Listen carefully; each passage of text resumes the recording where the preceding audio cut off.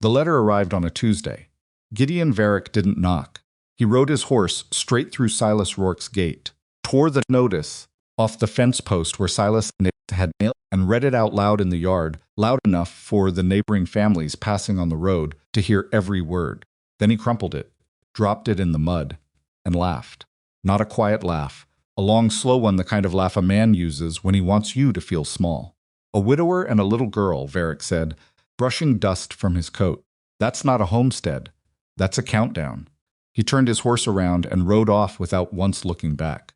He never once looked back because he'd never once had to. That were your land, your child, your last chance. What would you do? If this story already has you leaning forward, subscribe right now so you never miss a single episode. Every week we bring you stories just like this one, real enough to shake you, human enough to stay with you long after the screen goes dark. Hit that like button and drop your city and country in the comments below. I want to see exactly how far this story travels. Now let's begin. The morning Silas Rourke rode to Willow Crossing. He wore his good shirt. It wasn't a good shirt by any reasonable standard. The collar was frayed at the edge, and the second button down didn't quite match the others because he'd replaced it himself with a button from an old jacket that no longer existed. But it was the best shirt he owned, and he'd ironed it the night before using a flat iron. He'd heated twice on the stove, burning his thumb on the second pass. He'd stood in the small rectangle of lamplight in the kitchen and pressed that shirt like it mattered, because it did matter. Because today was supposed to be the day everything changed. He left Letty with the widow Halverson 2 properties over, which Letty had not taken quietly. The little girl stood in the Halvorson yard with her cornhusk doll pressed under one arm and her jaw set in that particular way she had, the way that reminded Silas so sharply of her mother that it sometimes stopped him cold in the middle of a sentence. She was 4 years old and already had opinions about everything. "I want to come," Letty had said. Not asking, stating. "Next time," Silas told her. "You said that before." "I know. When is next time?" He hadn't answered that one. He'd kissed her on the forehead, thanked Mrs. Halvorson more than was probably necessary, and climbed back onto the wagon before Letty could fire another question at him. The girl had his stubbornness and her mother's precision. It was a combination that wore him out most days and made him quietly proud on the days he had enough left in him to feel anything. The ride to the crossing took 40 minutes in good weather. The weather that morning was not good. It was the last week of October, and the sky had that low gray ceiling that pressed down over the Nebraska plains like a lid on a pot, keeping the cold in close. The wind came sideways across the open land, the kind of wind that finds every gap in a coat, every thin spot in a glove. Silas hunched his shoulders against it and kept his eyes on the road and told himself to be patient. Her name was Clara Hess. She'd written him 4 letters over the course of 6 weeks, letters that were neat and practical, and, if not exactly warm, at least honest. She was 31 years old. She'd worked as a seamstress in Ohio. She could cook, preserve food, manage a household budget, and she'd mentioned in her 3rd letter that she was not afraid of hard work, which was the single most important thing she could have said to a man in Silas Rourke's situation. He'd written back 4 times himself careful letters, deliberately plain, not trying to oversell what Red Willow was because he didn't want to mislead her. He'd told her the house was small. He'd told her the land was good, but the first 2 winters had been brutal. He'd told her about Letty, about how the little girl missed her mother and could be difficult, and was also the only reason he'd kept going after the worst of it. He had not told Clara Hess that he was scared. He hadn't told anyone that. There wasn't really anyone to tell. When he pulled the wagon up to the station at Red Willow Crossing, he already knew something was wrong. He knew the way you know things on the prairie, a feeling that arrives slightly before the evidence does. Platform was empty. The eastbound had already come and gone. He sat in the wagon for a moment just looking at the empty platform, and then he climbed down and went inside. Station master, a heavy-browed man named Purvis, who had always been decent to Silas, was standing behind his counter with an expression Silas recognized as reluctant sympathy, the face of a man who has information he does not enjoy having. "Telegram came in this morning," Purvis said. He slid the paper across the counter without elaborating.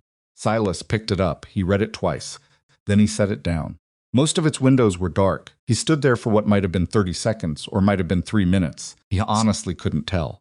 Telegram was brief. Clara Hess had decided to marry a man in Cleveland. She was sorry for the inconvenience. She wished him and his daughter well. Sorry for the inconvenience. Purvis said something. Silas caught the general shape of it, some form of condolence. And Silas nodded and said something back that was probably reasonable, and then walked out of the station and stood beside his wagon in the wind and stared at nothing in particular for a long moment. He thought about Letty, about the face she'd made this morning when he told her he'd be back before supper with someone new, about the fact that he'd told her, carefully and without making large promises, that things might be a little better soon, that they might have some help, that she might have someone around more during the days. He put the telegram in his coat pocket. He climbed back onto the wagon. He clicked his tongue at the horse and turned back toward home.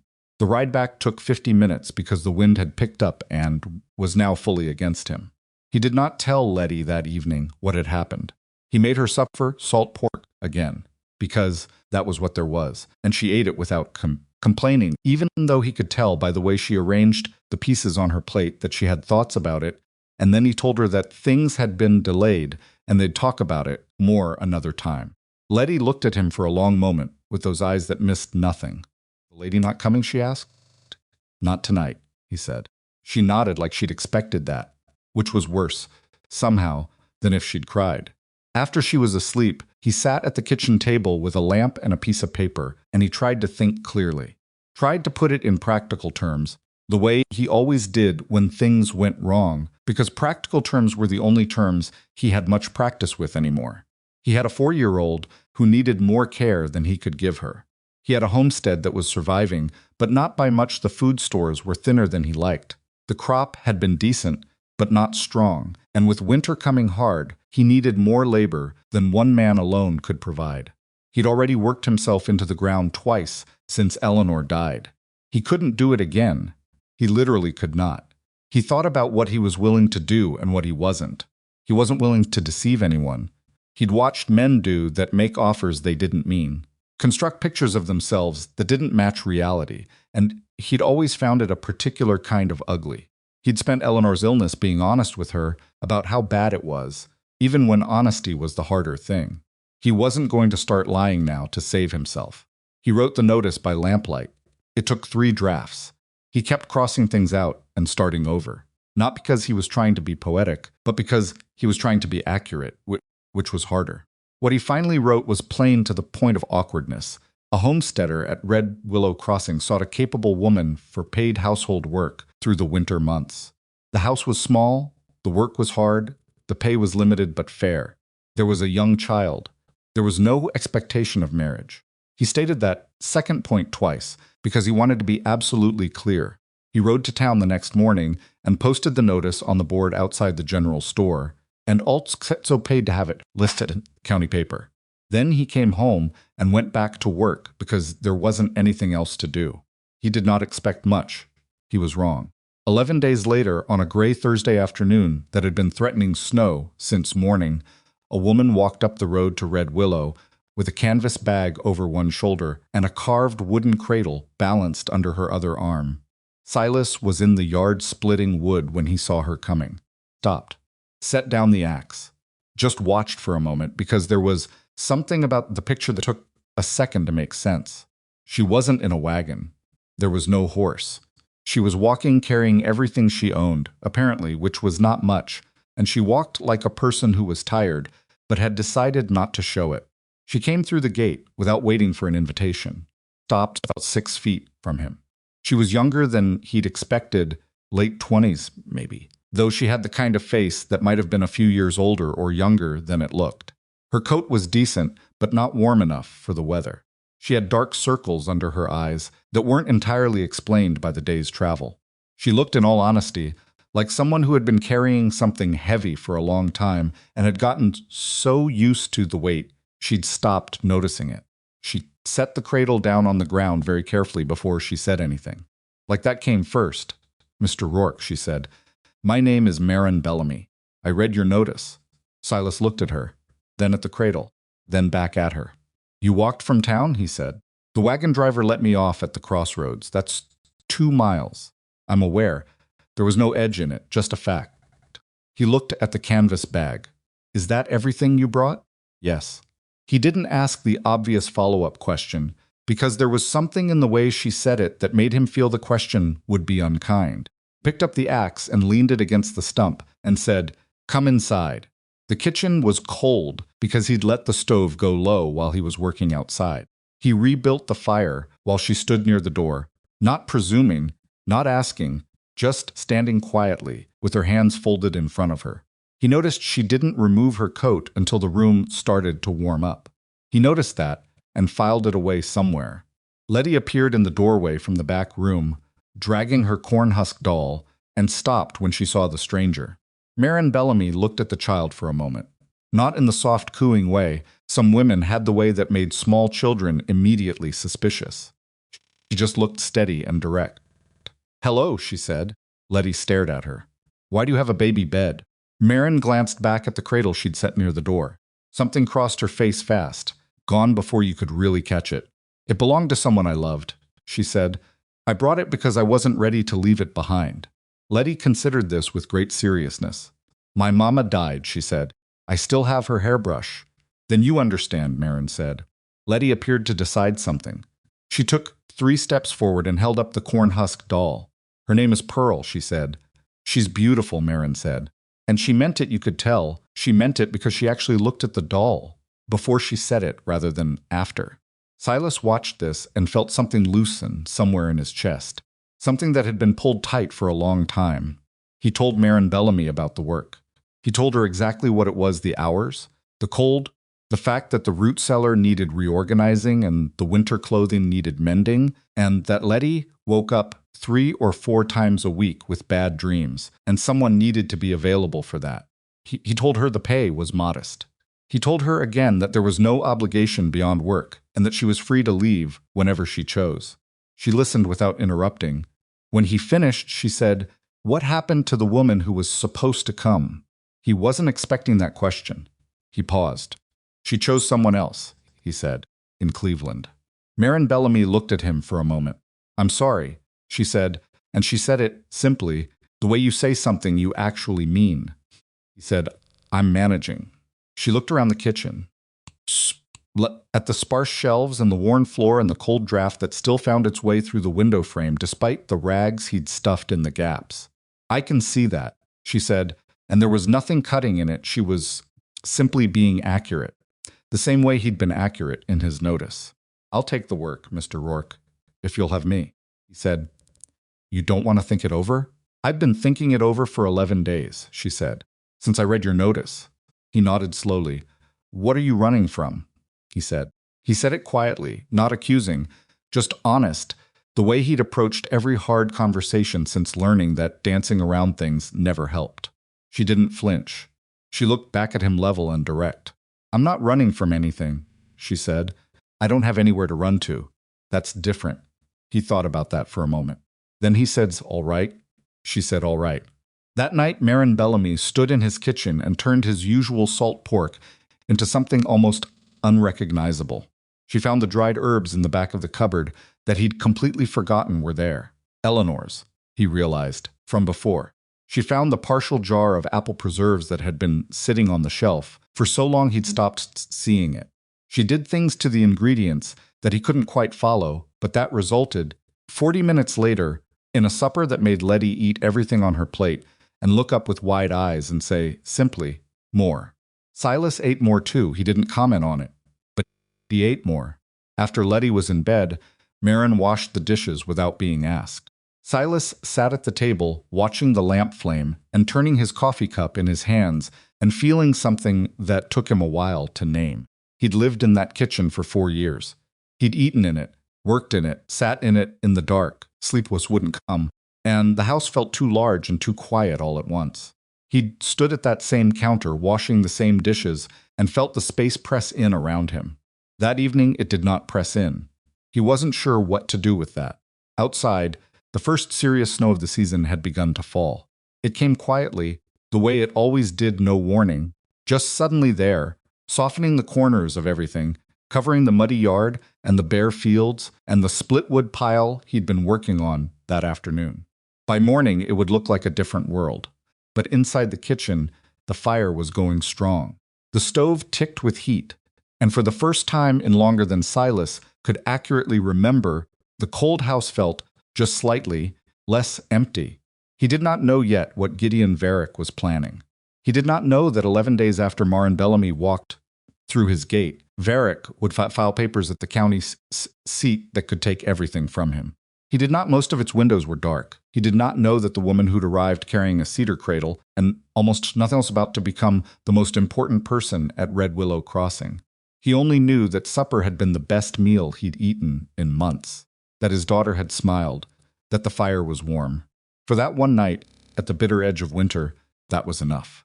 The snow that fell that first night did not stop for 2 days. Silas had seen bad winters before the winter of Eleanor's last year, when the drifts piled against the east wall of the house until they reached the lower windowsills, when he'd had to dig a path to the barn every single morning just to reach the animals. He knew what this land could do when it decided to get serious. But there was something about watching this down from inside a house that had someone else in it, someone moving around, making decisions, occupying space that was different from watching it alone. He couldn't have explained it precisely. It wasn't comfort exactly. It was more like the difference between being lost and being lost with a map you weren't sure you trusted yet. Marin was up before him both of those mornings. The first morning he came out of his room before dawn expecting the kitchen to be cold, and found the stove already going, and a pot of oats on the heat, and Marin standing at the counter, sorting through the root. Cellar inventory he'd been putting off for 3 weeks. She had a piece of paper and a stub of pencil, and she was writing things down in a handwriting so small, and even it looked almost printed. She didn't look up when he came in. "The turnips in the far corner are starting to go," she said. "About a third of them. We should use those first." He stopped in the middle of the kitchen. "Good morning," he said. Up then. There was a brief pause, like she was recalibrating. "Good morning," she said. "I'm sorry I was already thinking. Don't apologize for that." She went back to her list. He poured himself coffee from the pot she'd already made and stood there drinking it and trying to figure out how to exist in his own kitchen with another adult in it. It had been so long since there was another adult in it that he kept second-guessing his own movements, where to stand, whether to talk. He settled for asking what else was in bad shape down in the cellar, and she told him, and they had a practical conversation about winter stores that was not uncomfortable, which was more than he'd expected on the second morning of knowing her. Letty came out an hour later, hair going in 4 directions, dragging Pearl by one leg, and stopped when she smelled the oats. "Is it the good kind?" she asked, to no one in particular. "There's dried apple in it," Marin said. Letty considered this. "From the jar?" "From the jar."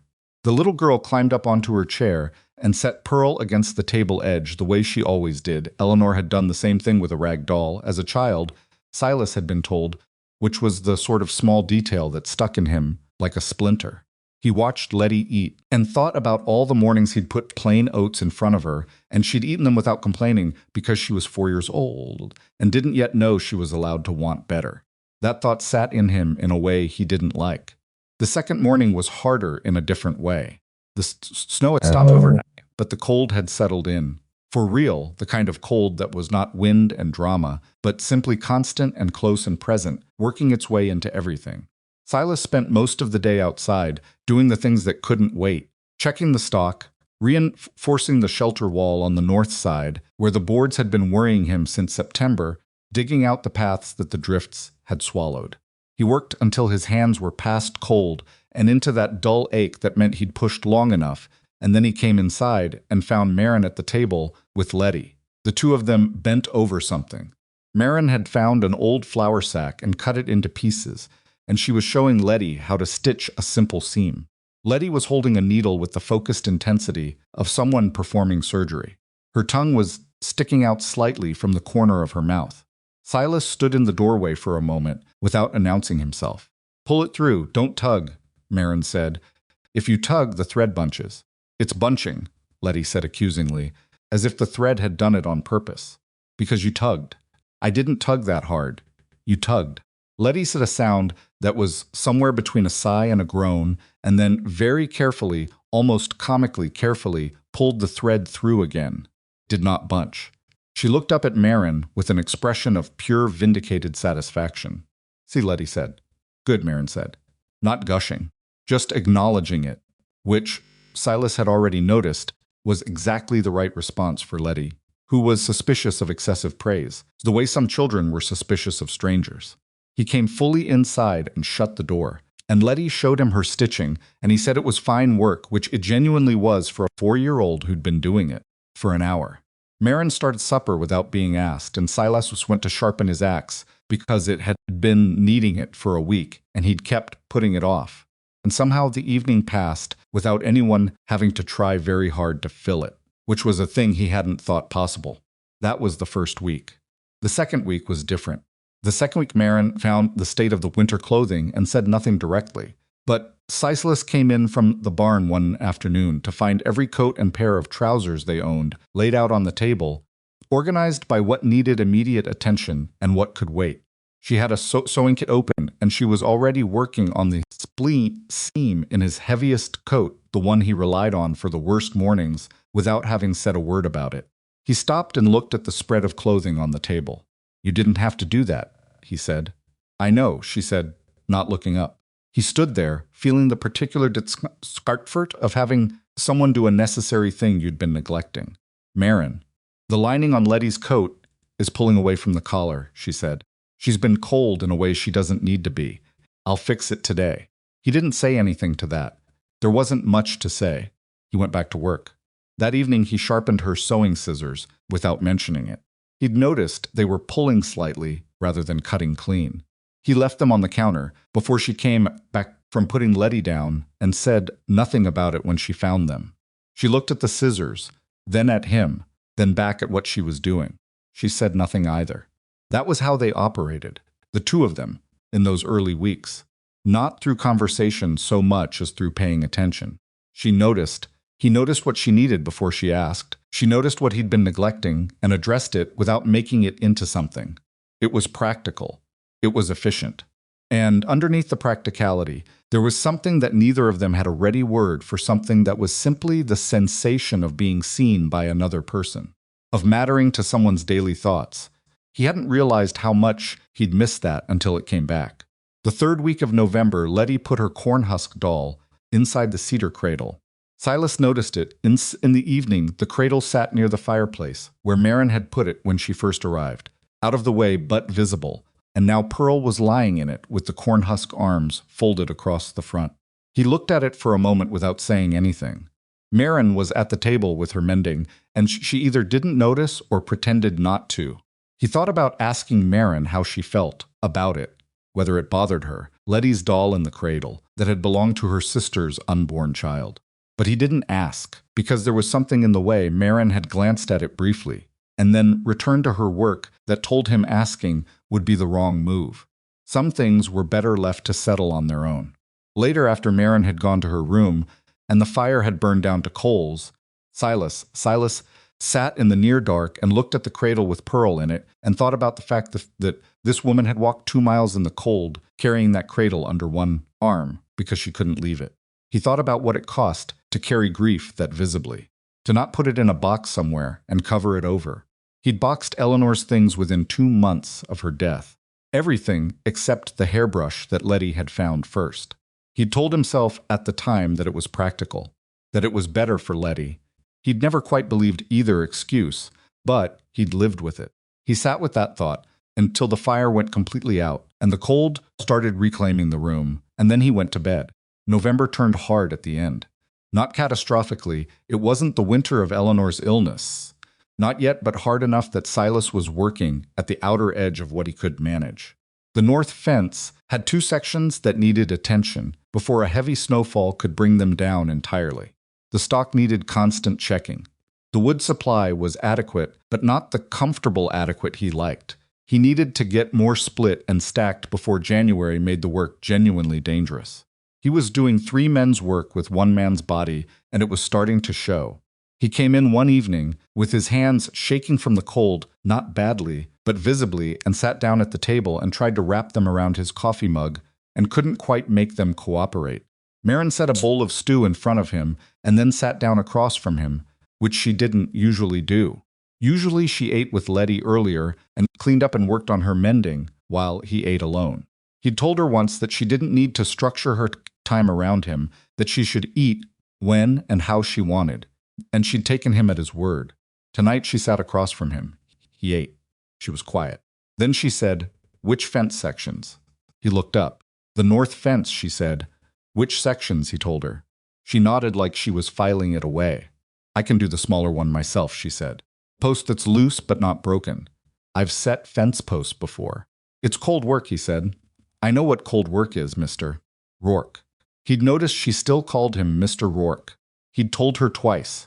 She could use his first name, but she kept coming back to the formal version, and he'd stopped correcting it because he'd started to suspect it wasn't an oversight. It was a boundary of some kind. He didn't fully understand it yet, but he respected it. "You're not hired to fix fences," he said. "I'm hired to keep this homestead functional," she said. "That's what you told me. Those were your words." He looked at her. She was not wrong. Those were his words. He said, "I'll do the larger section Saturday. You can do the small post if you want." "I'll do it Friday," she said. "So it's done before the weather turns again." She did it Friday. He watched her from the other side of the yard while pretending to do something else. Not because he doubted her competence, but because that section of fence was close to where the ground got uneven, and he didn't like the thought of her working it alone. She did it correctly, packed the base, braced the post right, didn't rush it, and came back to the house with mud to her elbows, and her hat sideways, and a cut in her left palm from where a wire end had caught her. He looked at the cut when she came inside. "That needs wrapping," he said. "I know," she said, running water over it. "Do you have—" "I'll manage." Then a pause. "There's clean cloth in the second drawer." He got it.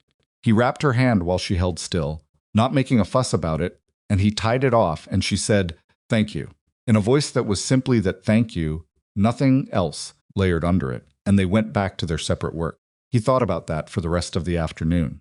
The simplest way to thank you when it came from someone who didn't say things they didn't mean. The first real trouble between them came in the second week of December. Marin had reorganized the kitchen storage, which was a thing he'd never asked her to do, but which badly needed doing. The shelving was inefficient, and items he needed regularly were buried behind things he used rarely. She'd done a thorough job, and he could see immediately that it made sense. The problem was that she'd moved Eleanor's preserving jars, the ones that were empty, that had been Eleanor's and that Silas had kept on the same shelf for 2 years, without using them, to the back of the bottom shelf, where they were clearly demoted to storage. He stood in front of that shelf for a moment longer than he should have. Marin was at the counter, and she must have sensed something because she turned around. He said, "Where'd you move the blue jars?" She looked at the shelf, then back at him. Her face went carefully neutral in a way he recognized as someone doing quick recalibration. "Bottom shelf, back left," she said. "They're empty, so I put them." "I know they're empty." "Silence, I know that," he said again, quieter. He closed the cabinet. He stood there with his hand on the door for a second. "I'm sorry. I should have told you some things I'd rather you ask about first." "I should have asked," she said. Not defensive, not hurt, or if she was hurt, she wasn't wearing it. "I'll ask in the future." "It's not," he stopped. Started over. "Eleanor used those jars." He didn't finish. Marin was quiet for a moment. "I'll put them back where they were," she said. "You don't need to." "I will anyway." She moved them back that afternoon. He didn't watch. When he looked at the shelf later, the blue jars were in their old spot, and everything else was still in the sensible new arrangement Marin had created. And somehow both things were true at once, without one canceling the other. He thought that was a complicated thing to manage. He thought it was kind. He didn't tell her that, but he thought it. December deepened, and the homestead settled into its winter rhythm. Marin developed a system. She had a system for everything. He'd learned, and the systems were never rigid, but they were real, in which the mornings belonged to the house and Letty, the afternoons to larger work, and the evenings to the mending and record-keeping she did at the kitchen table by lamplight. He worked his days outside and came in at dusk, and they shared the kitchen without awkwardness. And most evenings, there was conversation that wasn't forced. She talked about her sister sometimes. Not often, not with any self-pity, but occasionally something would come up, and she'd mention her Agnes, Her name was in a passing way that was clearly practiced, the way you practice being able to say something without breaking. He learned that Agnes had been younger by 2 years, and had married young and been happy for a short time, and then been taken by a fever that also took the child she'd been carrying. Most of its windows dark, he learned that Maren had been caring for Agnes in those last weeks, that she'd been there at the end, and that afterward there'd been nothing much holding her to the place she'd been living. She said all of this the way you report facts. But he noticed that when she talked about Agnes, her hands went very still, whatever they'd been doing, and they stayed still until she moved past the mention. He didn't push. He knew what it was to talk around grief. What he didn't know, what he had no way of knowing yet, was what Gideon Varick was doing in town. Varick had been a presence on the edge of Silas's awareness. For the better part of 2 years, the kind of man who expanded gradually, absorbing properties the way a flood absorbs low ground, and who did it all legally, which was the particular infuriating thing about him. He had a lawyer in the county seat and a talent for finding moments when men were weakest. Silas had heard the stories. He'd heard about the Carver place 20 miles east and the two brothers north of Hatchet Creek, whose operation had fallen apart after a bad harvest and who'd ended up selling to Varick for 40 cents on what the land was worth. He'd heard. But Varick had never come directly for Red Willow. Not while Eleanor was alive. Not in the first year after. The first sign was something small. A man Silas didn't recognize riding the property line in earliest December, stopping to look, making notes in a book. Silas walked out to the fence and asked his business, and the man said he was surveying for the county, which was technically possibly true and also almost certainly not what was happening. He rode off, and Silas watched him go with a feeling in his gut that he'd learned not to ignore. The second sign was a conversation at the general store in town 2 weeks before Christmas, when Josiah Webb, who ran the mill, mentioned almost in passing that he'd heard Varick's lawyer had been asking around about the occupancy records for Red Willow. Just asking. Just curious, apparently. Josiah said it the way you say something when you want someone to know but don't want to be the person who made it a thing. Silas rode home and sat in the kitchen and turned it over.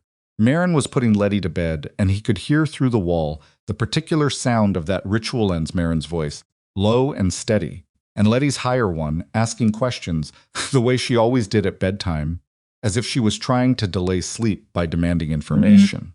He'd started to recognize the pattern. Letty would ask 3 or 4 questions about things she hadn't thought to ask about during the day, and Maren would answer each one seriously, and then Letty would run out of questions or get too sleepy to form them, and that was the end of it. It was a good system. It was also, Silas thought, something Letty had never quite had before, someone patient enough to take her evening questions seriously without rushing her.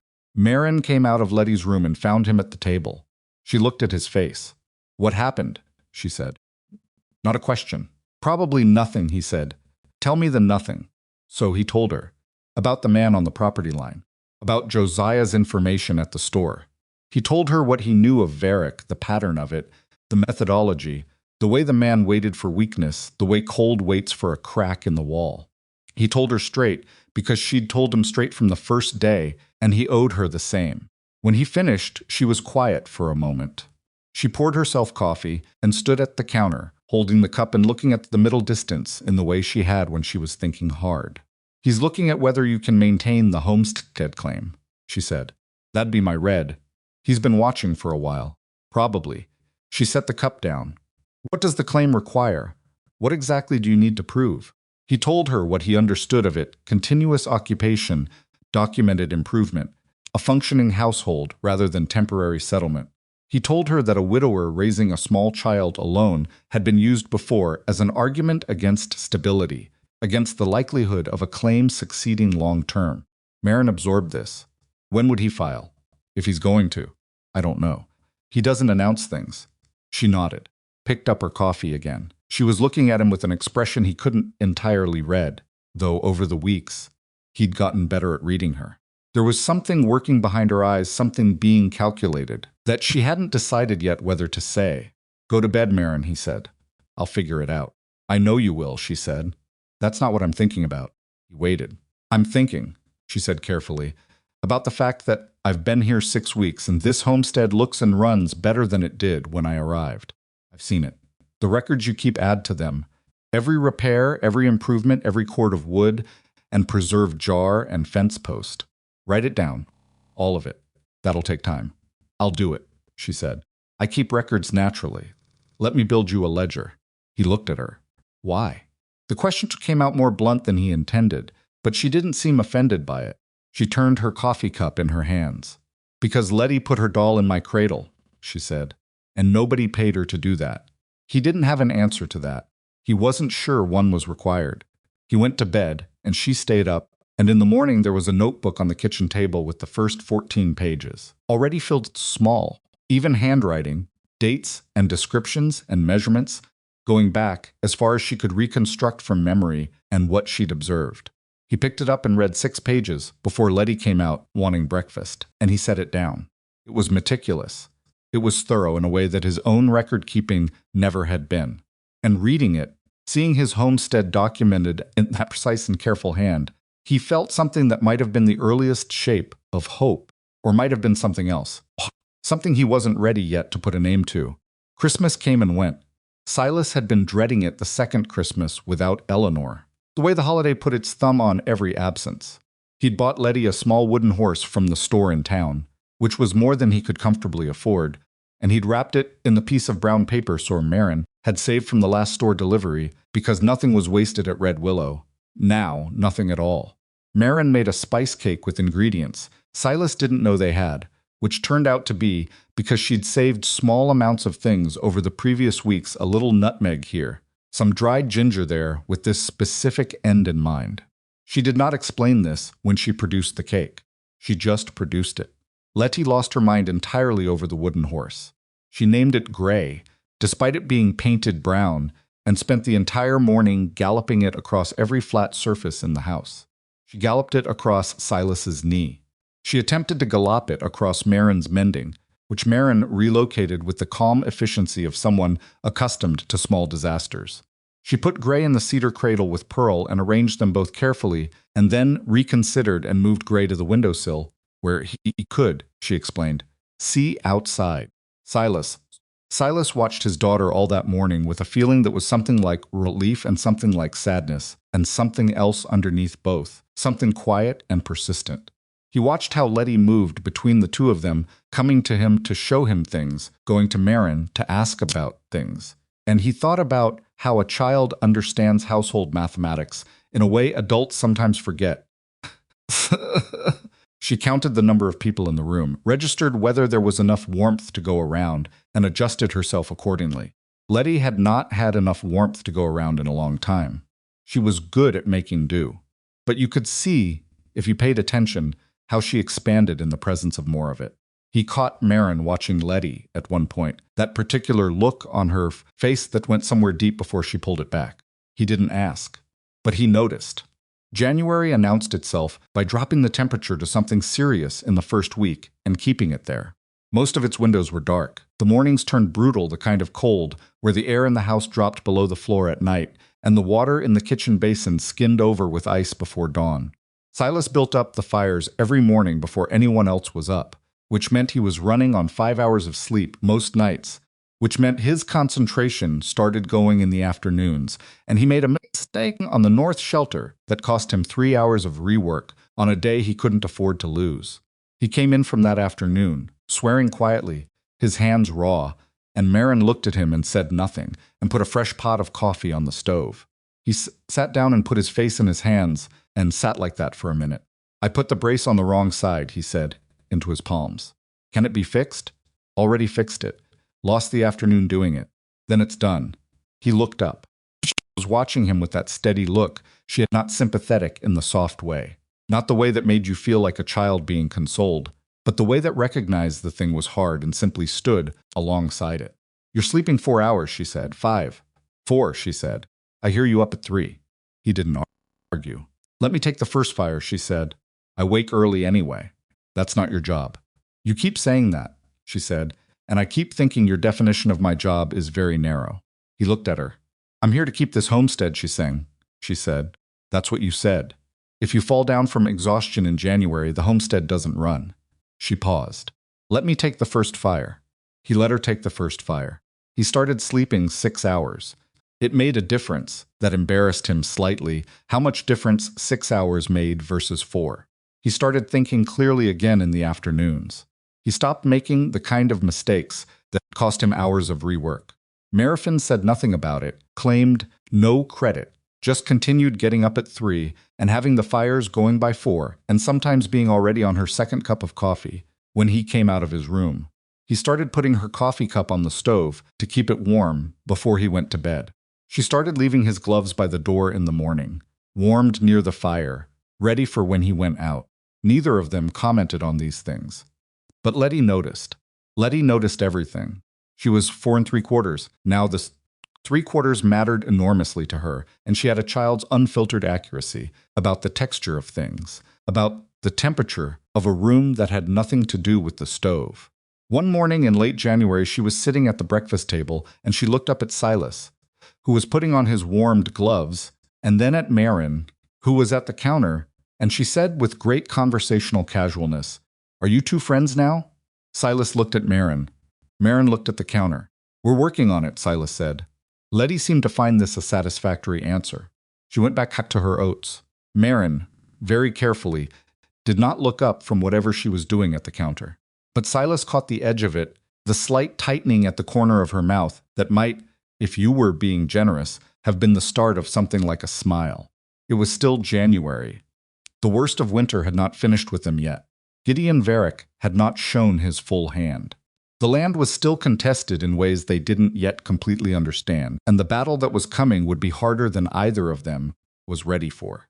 But on that morning, in a cold kitchen on the Nebraska plain, with a small girl eating oats and asking questions, and a cedar cradle by the fire, holding a cornhusk doll and a brown horse named Gray, something that had been damaged and scattered and half lost was very slowly becoming whole. The papers arrived on a Wednesday. Silas was in the barn when he heard the rider come through the gate, not the easy sound of a neighbor's horse, but the clipped, deliberate pace of someone delivering something official. He came out of the barn, with his hands still dirty, and saw a man in a dark coat climbing down from a gray horse, already reaching into his saddlebag with the practiced movements of a man who did this for a living. "Rourke?" the man said. "That's me." The man handed him an envelope, thick paper, sealed with wax, county seal stamped on the outside. He remounted before Silas, even had the envelope fully in his hand, and rode back down the road without a word, because men who delivered these kinds of papers had learned not to wait for the reaction. Silas stood in the yard and opened it. He read it twice, the same way he'd read the telegram at Red Willow Crossing in October, slowly, then again, making sure he understood each sentence before he moved to the next, because some part of him kept expecting to find a different meaning on the second pass. He didn't find one. Gideon Varick had filed a formal contestation of the Red Willow homestead claim with the county land office. The hearing was set for the 14th of March. Varick's legal position, as summarized in the filing, was straightforward and brutal, that the property had been insufficiently improved, that a sole male claimant with a dependent minor child represented an unstable and non-viable household, and that the pattern of occupation at Red Willow suggested temporary settlement rather than the permanent productive establishment required to hold the claim under the applicable statutes. March 14th was 6 weeks away. Silas folded the papers carefully. He put them in his coat pocket. He went back into the barn and stood there for a few minutes, with his hands on the workbench and his eyes on nothing, and let himself feel the full weight of it before he made himself pick up the tool he'd been using and go back to work, because the work still needed doing. That was the thing about the frontier, it didn't pause for your problems. Stock still needed water, the shelter still needed its roof checked, and the wood wasn't going to split itself, no matter what Gideon Varick had filed in the county seat. He worked until dark. He came inside. Marin had supper on the table, and Letty was already in her chair with Gray, the horse tucked under one arm. And for a moment, Silas just stood in the doorway looking at the two of them in the warm lamplight and thought about what it would mean to lose this. Not just the land, this. The kitchen, the fire, the two of them at the table, the sound of Letty talking to Marin about something that had happened that afternoon involving Pearl and a disputed piece of ribbon. He came inside and washed his hands and sat down. He said nothing about the papers through supper. He waited until Letty was in bed, and then he put the papers on the table between them. Marin read the filing without speaking. She read the whole thing, which took several minutes, and she read it the way she did everything completely, without skipping. When she finished, she set it down and sat back in her chair and looked at the far wall. Six weeks. She was quiet for a moment. Insufficient improvement, she said almost to herself. He's seen the property? He's had someone look at it. The man on the property line in December. She nodded slowly. And the household argument, she said. A widower with a small child. Unstable. Non-viable. She said the words flatly, the way you repeat something back when you're testing whether you heard it correctly. That's what his lawyer wrote. That's what his lawyer wrote. She looked at him. Something in her face had gone hard, not angry. Not yet, but settled. The way ground goes hard in a frost, not broken but altered. He's been watching you since Eleanor died, she said. Probably before, Silas said. He's patient. He waited until you were at your weakest. That's how he works. She was quiet again. She pulled the papers back toward her and looked at the filing date, at the attorney's name, at the specific statutory language Varick's lawyer had used.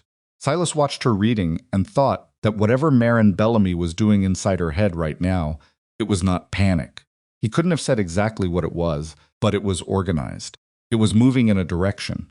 What does your attorney say? She asked. I haven't told him yet. She looked up. I got the papers this afternoon, he said.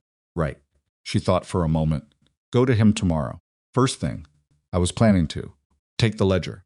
He looked at the notebook on the shelf, 14 pages when she started. Over 40 now. 2 months of meticulous documentation. Every repair, every improvement, every cord of wood and bushel stored and fence post set, an hour worked. He'd added to it himself in the last few weeks, following her format, and together they'd built something that was genuinely thorough. He looked at it and thought about how it had started with her saying, "Let me build you a ledger," in a quiet voice on a December night. He thought about how she'd started it before he'd even agreed, because she'd already known what needed doing. Take the ledger, he agreed. She nodded, pushed back from the table, stood up and took both their cups to the counter, and stood there with her back to him, looking at the window that showed nothing but dark. Marin, he said. She turned around. If you want to leave, he said. Before this gets worse, I'd understand it. She looked at him for a moment with an expression he couldn't fully read, something that moved across her face and settled into something firm. I told Letty her father wasn't alone anymore, she said. I'm not in the habit of saying things I don't mean. He didn't have an answer for that. She went to her room. He sat at the table for a while longer, looking at the papers and the ledger, and then he banked the fire and went to bed and lay in the dark, thinking about Gideon Varick, about March 14th, about the 6 weeks between now and whatever was coming. He rode to town in the morning and found his attorney, a careful and deliberate man named Howard Pruitt, who had handled the original homestead filing and who received the news with the measured composure of someone who'd seen this before. Pruitt read the filing. He read the ledger. He asked Silas several questions, some of which Silas could answer and some of which he couldn't. Then Pruitt leaned back in his chair and pressed his fingertips together and said what Silas had been half afraid he'd say. The ledger is good, Pruitt said. It's better than good, whoever kept this is thorough. He paused. But Varick's attorney is going to focus on the household argument. Physical improvements matter, but they can be countered. What's harder to counter is the claim about stability, about whether a single man with a dependent child represents the kind of permanent household establishment that satisfies the standard. Silas said, and what would satisfy the standard? Pruitt looked at him across the desk. Evidence that the household is stable and permanent, multiple residents, a functioning family structure. He paused again. You mentioned a woman, a housekeeper, Marin Bellamy, Silas said. She's been here since November. That helps. A household with 2 adults and a child looks different than one man alone. He paused a third time. Pruitt was a man who used his pauses deliberately. It would help more if the arrangement were formalized.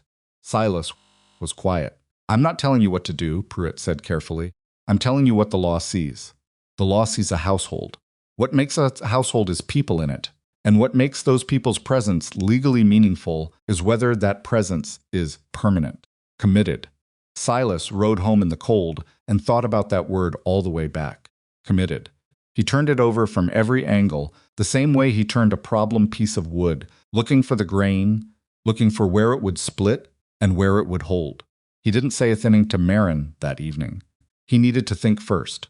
He needed to be sure he understood exactly what he was considering, and he needed to be doubly sure about his own reasons for considering it. Silas Rourke had exactly one standard for himself in matters like this, that he be honest. Not just technically honest, actually honest, down to the bottom of it. He thought about it for 3 days. On the 4th day, he went looking for Marin in the afternoon and found her where he'd expected to find her in the root cellar, making her weekly assessment of the stores, updating the ledger. He stood at the top of the cellars and said her name, and she looked up with the pencil still in her hand. "Come up," he said. "I need to talk to you." She came up. They sat at the kitchen table.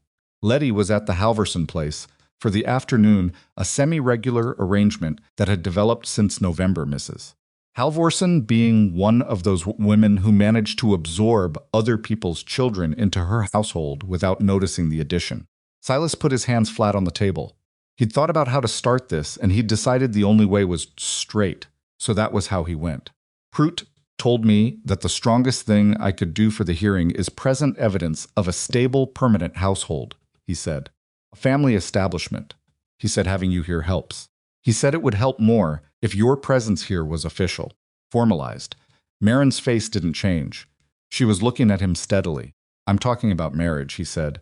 "I want to be completely clear about what I'm saying so there's no confusion later.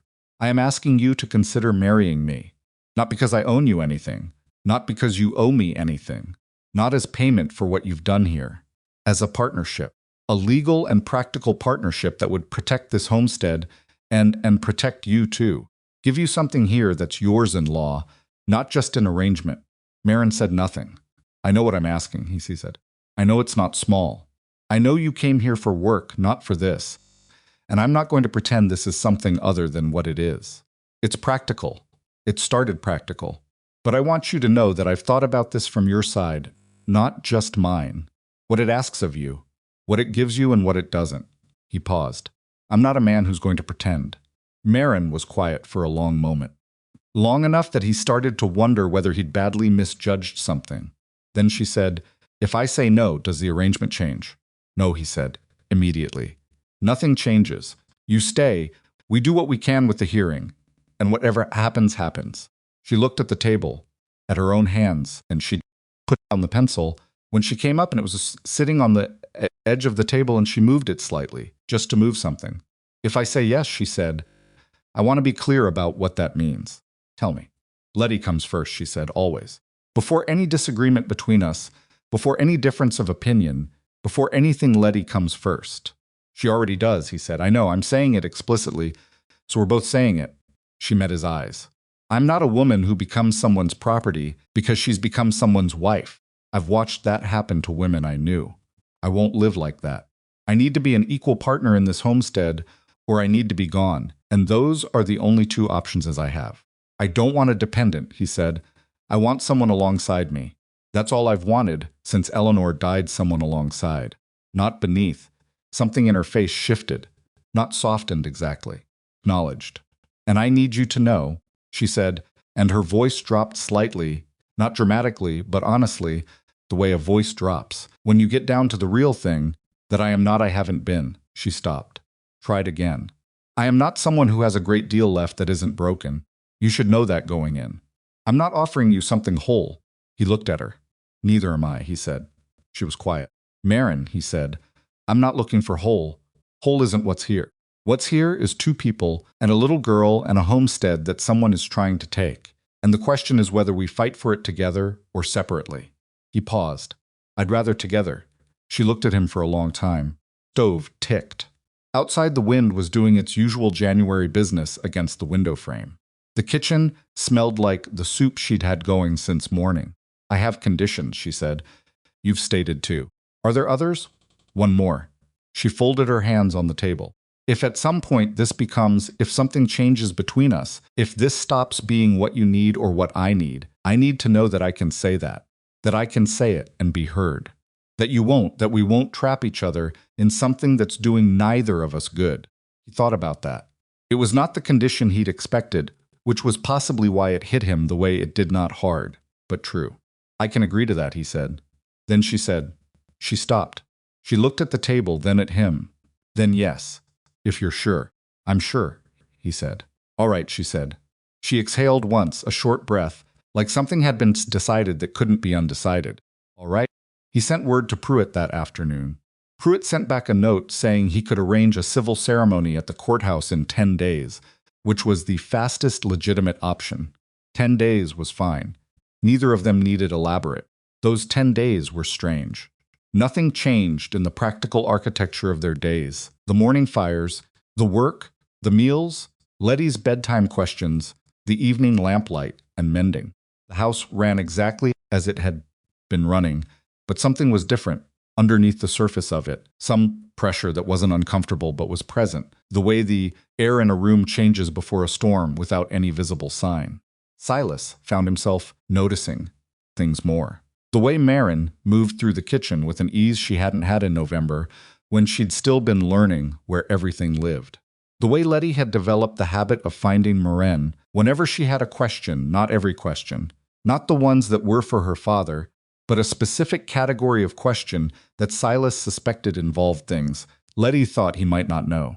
He'd caught the tail end of one such conversation, Letty asking Marin in a confidential undertone about whether it hurt when your teeth came out, and Marin answering with complete seriousness, and Letty processing this information with a focused expression, and then going back to her play.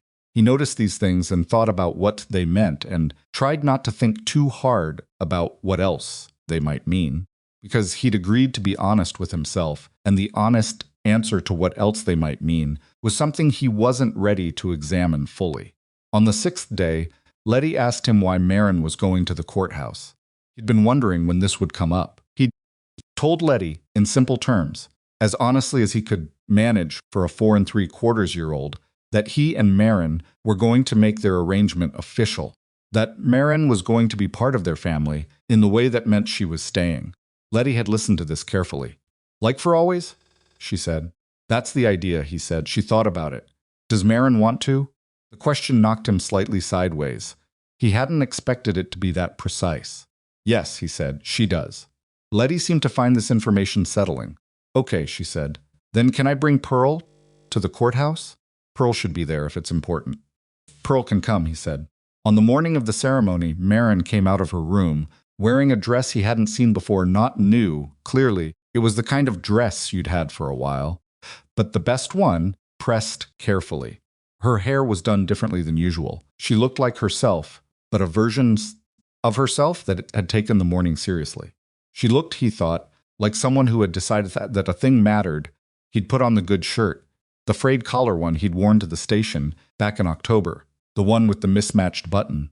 He thought about this as he came to the table and thought it was fitting in a way he couldn't entirely explain, that the shirt he'd worn expecting one woman at a train platform was the same shirt he wore.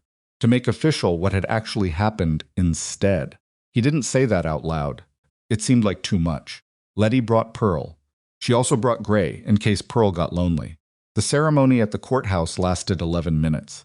Pruitt attended as a witness along with the county clerk's wife, who had been doing this for 20 years and brought a matter-of-fact warmth to it that Silas appreciated.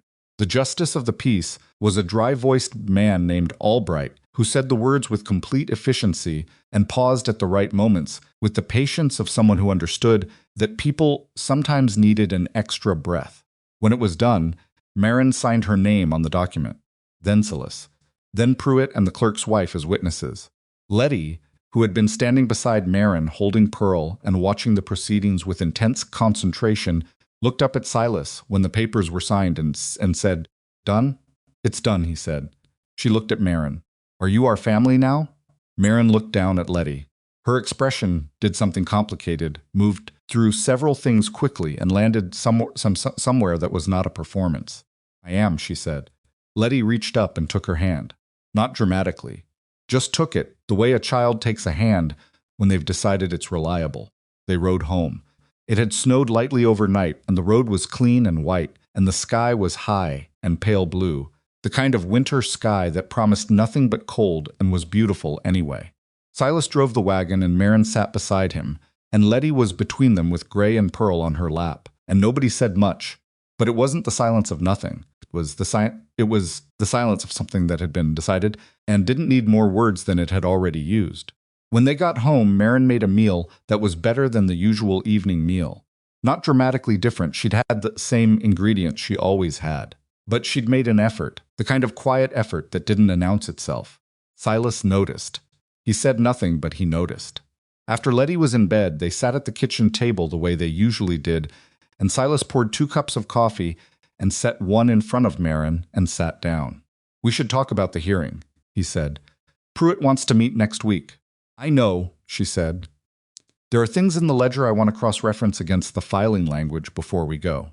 "I thought you might want a day first," he said. "Before we went back to business." She looked at him. "This is a day," she said. "We're sitting. We're having coffee. That's a day." He almost said something to that. Then he decided not to, and instead just sat there with his coffee, and outside the wind came and went, and the stove ticked, and the house held them both. But the ease of the evening didn't last. Because 3 days later, Varick came. Not his lawyer, not a surveyor, Varick himself. He rode through the gate at mid-morning with 2 men, behind him, not hired hands. They were dressed too well for that. They were the kind of men you brought along when you wanted to communicate that you had men to bring. He came into the yard and pulled up his horse and sat there looking at the property with the expression of a man doing arithmetic. Silas came out of the barn. Varick was perhaps 55, a heavy man in a good coat with gray at his temples and the settled authority of someone who had not been told no in a long time. He had a broad, flat face that arranged itself easily into something that looked like reasonableness. "Rourke," he said pleasantly. "Varick," Silas said. "Flat." "Just a neighborly call," Varick said, looking around the yard. "I wanted to see how things were getting on." "They're getting on fine. I heard you got married." He said it with the studied casualness of someone who had definitely heard and had been thinking about it. "Congratulations." Silas said nothing. "Interesting timing," Varick said. "Is that all you came to say?" Varick looked at him with that wide, reasonable face. "I came to make you an offer, Rourke. I do that sometimes before things get complicated. It's simpler for everyone." He named a price for the property. It was not an insulting number in the way a mocking offer is insulting. It was precisely calibrated, enough to seem fair to someone desperate, nowhere near what the land was worth. "Think about what you're dealing with," Varick said. "A hearing, legal costs, uncertainty. Take the offer and walk away with something in your pocket. You could start fresh somewhere. The ground isn't already contested." Silas looked at him for a long moment. "No," he said. Varick's face stayed pleasant. "Think about it at least. Talk to your wife," he said. "Wife the so you say a word you don't believe in. You've got good land here, Rourke. I've always said that. It just needs someone who can really work it." "I am working it," Silas said. "Getting worked fine. You can go now." Varick looked at him with those flat, assessing eyes. Then he looked at the house, at the window, and Silas, following the line of his gaze, saw Marin standing at the window, looking out, not hiding, just standing there, watching, meeting Varick's look with the same steady directness she gave everything. Varick looked back at Silas. "Well," he said. He turned his horse. "I expect we'll see each other at the hearing." He rode out. His 2 men followed. Silas stood in the yard until the sound of the horses faded. Then he came inside. Marin was at the table with the ledger open. "I heard," she said. "Most of it? Enough." She was looking at the ledger, running her finger down a column of entries. "He's rattled," she said. Silas stopped. "You think?" "Came himself," she said. "He didn't send the lawyer. He didn't send the surveyor. He came himself and brought 2 men for show and made a direct offer." She looked up. "A man who is confident about his legal position doesn't make personal visits with offer money. He lets his lawyer handle it and waits." Silas thought about this. "He's not confident," Marin said. "He thought you'd crack. He thought a direct offer to a struggling man would be easier than the hearing." She paused. "He doesn't know what the ledger looks like. He doesn't know what we've built here." Silas looked at her across the kitchen, at the ledger under her hands, at the tightness around her eyes that told him she was more shaken than she was showing not afraid. But running hot, the way a person runs after something, has gotten too close. "Marin," he said. She looked at him. "He won't get it," he said. not a promise, a statement of intent. She held his gaze for a moment. Something in her face moved, went through something, came out the other side. No, she said, he won't. She went back to the ledger. He sat down across from her, and she slid a piece of paper to him, a list of things she wanted him to verify before the Pruitt meeting, improvements he'd made before she arrived that only he had data to wait for. He picked it up. They worked at the table together in the afternoon light, cross-referencing, documenting, building the case, piece by piece, the way you build anything that needs to hold, carefully, without gaps, with every weak spot examined and reinforced. Outside, February was running out its last cold days. March was coming. The hearing was coming. Letty came home from the Halvorsen place in the late afternoon, stamping snow from her boots at the door, and looked at the two of them at the table and said, "Are you doing work?" in a tone that suggested some feelings about this. "Yes," Silas said. She sighed the sigh of someone deeply put upon. She hung up her coat with the effortful concentration of a person, her height, dealing with the hooks at someone else's height. Then she got Pearl from the cradle by the fire and sat down on the rug and began telling Pearl about her afternoon at the Halvorsens in a detailed murmur that required no adult participation. Silas watched her for a moment. Marin's pen scratched steadily on paper. The fire held. Whatever was coming in March, they were not going to meet it unprepared. They were not going to meet it separately. And Gideon Varick, for all his flat-faced certainty and his good coat and his two decorative men on horseback, had made one significant miscalculation when he filed those papers at the county seat. He had calculated for a struggling man alone. He had not calculated for Marin. The week before the hearing, Marin stopped sleeping. Not completely, she wasn't dramatic about it, didn't pace or make noise or give Silas any reason to know. But he heard her. He'd learned the sounds of the house, the way you learn any place you've lived long enough, in which board spoke, at which pressure, how the wind found the north window differently than the south, how the stove settled when it cooled past a certain point. He knew the sound of Marin sleeping, which was quiet and still, and he knew the sound of Marin lying awake, which was the particular quality of silence that has a person in it who is working. The third night he got up and built the fire up and put the coffee on and sat at the table and waited. She came out 20 minutes later, saw the coffee, saw him, and said nothing for a moment. Then she sat down across from him. "You don't have to do that," she said. "I was up anyway," he said, which they both knew was not entirely true.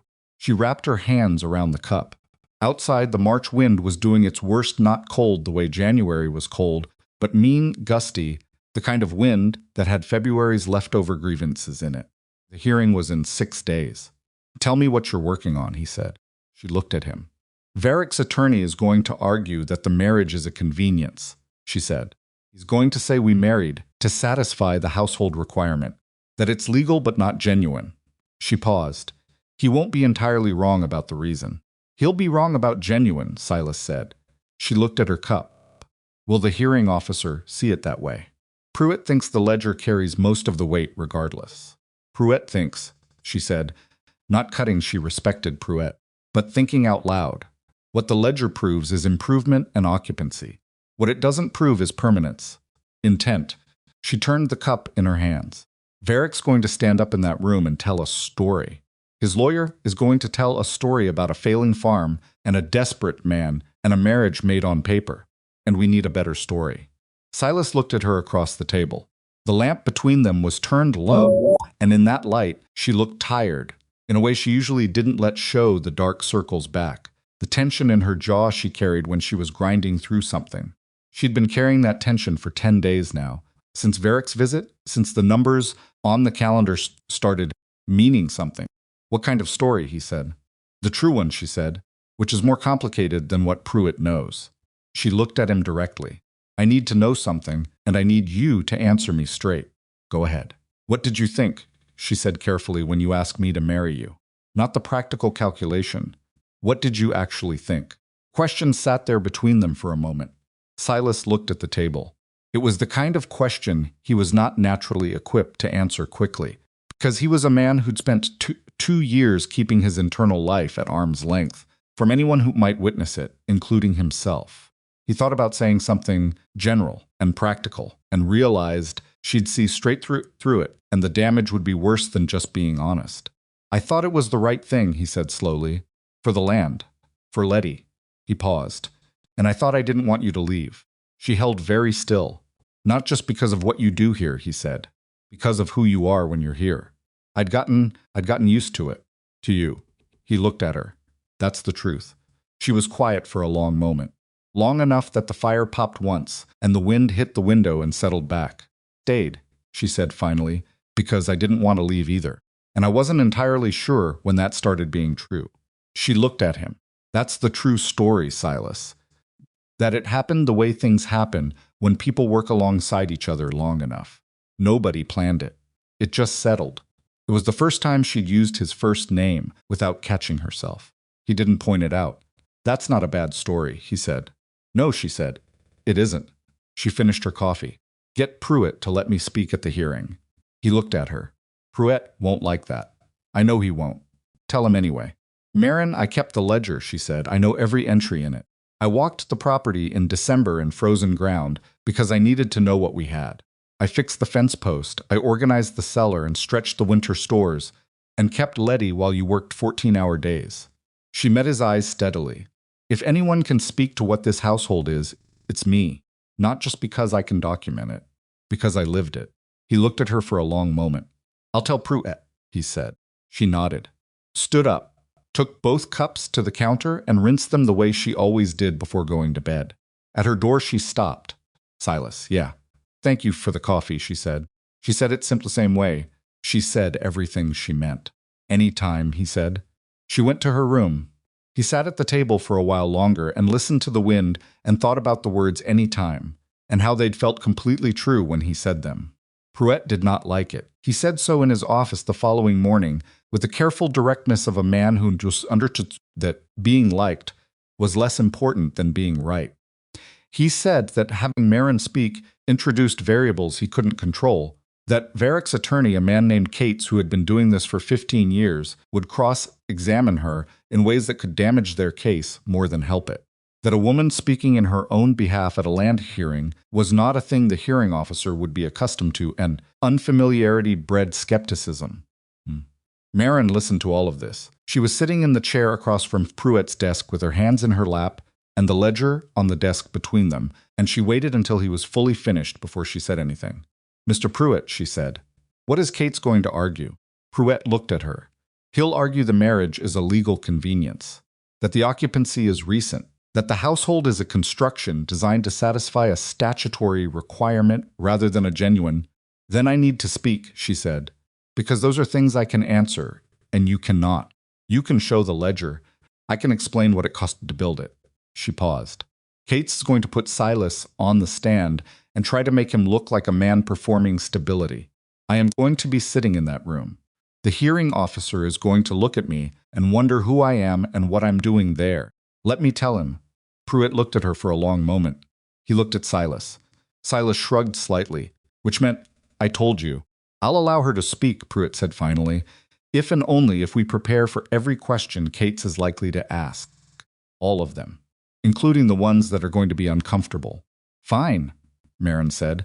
He is going to ask why you came to Red Willow, Pruitt said. He's going to suggest you came because you had nowhere else to go, that your presence is opportunistic rather than committed. I came because I had nowhere else to go, Marinza said, and I stayed because it became somewhere worth staying. Those are both true. One doesn't cancel the other. Pruitt studied her. Something shifted in his expression, not quite surprised, but recalibrated. All right, he said. He leaned forward. Let's go through all of it.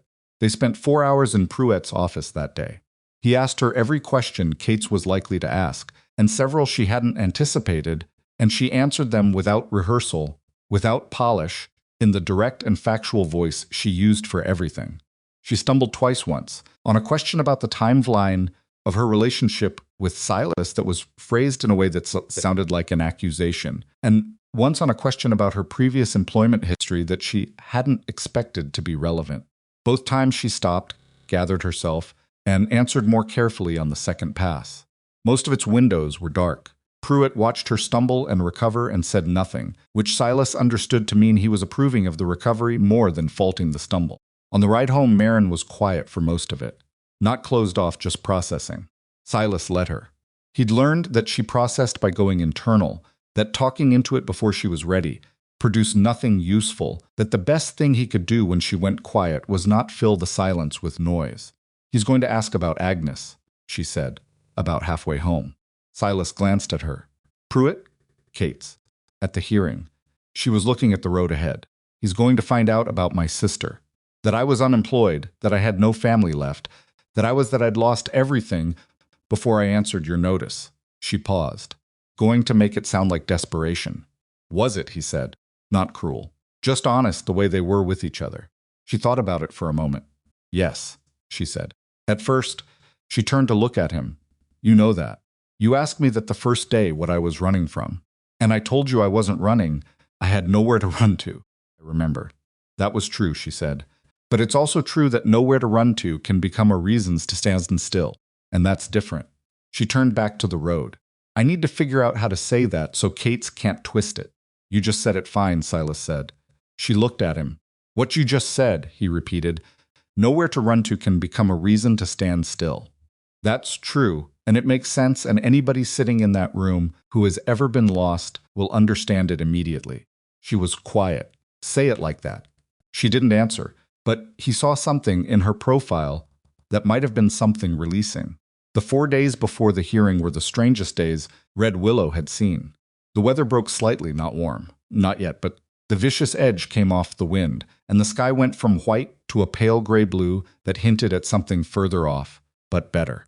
Silas found himself doing ordinary work, with an extra layer of attention, noticing things he'd stopped, noticing how the stone chimney he'd rebuilt last spring caught the light in the afternoons, how the fence lines he and Marin had maintained through winter ran clean and straight across the property.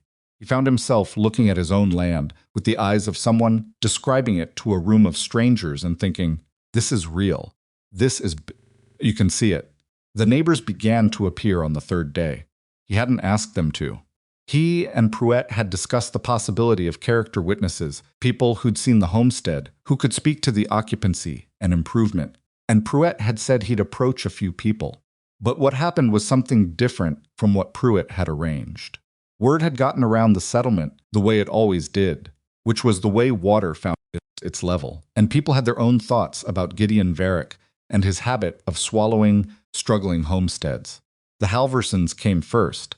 Nils Halverson, a big quiet Norwegian, who had the manner of a man who said a lot by saying very little, sat in Silas's kitchen and told him he'd testify to having seen the property improvements himself, that he'd been over the fence lines with Silas in November and seen the work that had been done. His wife said she'd speak to Letty's welfare, to the state of the household since Marin's arrival, to the difference she'd seen in a child who'd been having a hard year. Then came the Brennan family from 3 miles west, who owed Silas nothing but showed up anyway. Cora Brennan saying she'd been to the root cellar herself in December and seen the organization and the stores, and that anyone claiming the Red Willow household was failing was arguing against direct evidence. By the morning of the hearing, Pruitt had 6 neighbors willing to testify. He'd only asked 2 of them. The night before, Silas sat on the edge of his bed for a long time looking at the floor. He wasn't afraid exactly. He was the particular kind of settled that comes before something large, when you've done everything you can do and what's left is whatever is left. He thought about Eleanor. He thought about the fact that this land had been something he and Eleanor had wanted together and built together, and that she'd died before they'd gotten much past the starting of it. He thought about what it meant that it was still here, that he was still here, that he'd somehow gotten through the worst of it and had 2 winters behind him, and the homestead was standing and Letty was all right. And there was someone in the next room whose presence had become so ordinary and so necessary that he had trouble remembering precisely what the mornings had been like before. He thought Eleanor would have liked her. That thought had come to him once before, briefly, and he'd set it aside because it was the kind of thought that could tip you into something complicated. But sitting there the night before the hearing, he let it stay. He let it be true. Eleanor had been clear-eyed and direct, and had no patience for pretense, and she'd loved Letty with a ferocity that would have recognized exactly what Marin had done for that child without being asked, without being required to. He thought Eleanor would have looked at Marin Bellamy and said something sharp and accurate, and then asked what was for supper. He almost smiled at that. He went to bed. He slept, which surprised him. March 14th arrived gray and cold, with a hard frost on the ground and a sky that was thinking about something. They were up early, all three of them. Letty was not told the full weight of what was happening, but she was old enough to know something important was, and she was dressed in her best clothes by Marin the Blue Dress Mrs. Halverson had helped alter to fit her in January, and she held Pearl with both hands and was quieter than usual. At the door, Letty looked up at Marin. "Will the man take our house?" she asked. Marin crouched down to her level. She was in her gray dress, the best one, same as the courthouse, and her hair was up, and she looked, Silas thought, like someone who had decided this mattered and dressed accordingly. "Not if I have anything to say about it," Marin told her. Letty considered this. "Do you have something to say about it?" "Yes," Marin said. "Quite a lot, actually." Letty appeared satisfied. She took Marin's hand, and Marin stood up, and they walked to the wagon. The county courthouse was a 2-story wooden building at the center of Millhaven that had the specific authority of a plain building that has been around long enough to outlast everything prettier built around it. The hearing room was on the second floor, a long room with benches on both sides and a raised platform at the front at where the hearing officer sat. When Silas, Marin, and Pruitt arrived, Varick was already there. He was sitting on the left side of the room with his attorney Cates and 2 other men Silas didn't recognize. Cates was younger than Silas, had expected, maybe 40, thin-faced, with the composed and watchful quality of a man who made a study of what other people revealed. He had papers spread on the table in front of him, and he was reviewing them with a pen in his hand, making small marks, not looking up when Silas's party came in. Varick looked up. He met Silas's eyes briefly, neutrally, the way a man looks at something he expects to handle shortly. Silas looked back at him the same way. Then he sat down. The hearing officer was a man named Alderman Cole Compact, gray-haired, with an expression of such thoroughgoing impartiality that it was almost its own kind of personality. He called the proceeding to order with no preamble and stated the matter plainly, a contest of homestead claim filed by Gideon Varick against the property known as Red Willow, occupied by Silas Rourke. He asked if both parties were represented. Both parties were. He said they would proceed. Cates went first. He was good. Silas had expected competent and got something a notch above it, a man who understood that the most effective attacks were the ones that sounded like simple observations. Cates laid out Varick's position in a voice that was almost regretful, as if he were merely reporting unfortunate facts, that the property had been occupied by 1 adult male and 1 minor child, that the improvement record prior to November was incomplete and inconsistent, that the financial condition of the homestead had been marginal for 2 years, that a marriage had been contracted within weeks of the claim contestation being filed. He paused on that last point, just briefly, let it sit in the room. Then he called Varick's surveyor, who testified to the state of the property as observed in December, which was, objectively, a fair description of a homestead in midwinter, which did not look its best. The surveyor was careful. He didn't lie. He just chose which accurate things to say. Then Kate sat down and Pruitt stood up. Pruitt was not flashy. He'd told Silas once that flashy was who didn't have evidence. He had evidence. He submitted the ledger formally into the record and walked the hearing officer through it systematically, every dated entry, every documented improvement, every figure that demonstrated continuous and productive occupation. He called Nils Halvorsen, who testified in his plain, deliberate way that the north fence and the east shelter had been reinforced in October and November, and that he'd seen the work himself, and it was solid. He called Cora Brennan, who described the root cellar organization with the specificity of someone who had stood in it. He called 2 more neighbors, a man named Garrett, who'd helped Silas relay the stone on the well's surround in September, and a woman named May Pollock, who had been in the house twice since November, and described simply and clearly what a functioning household looked like.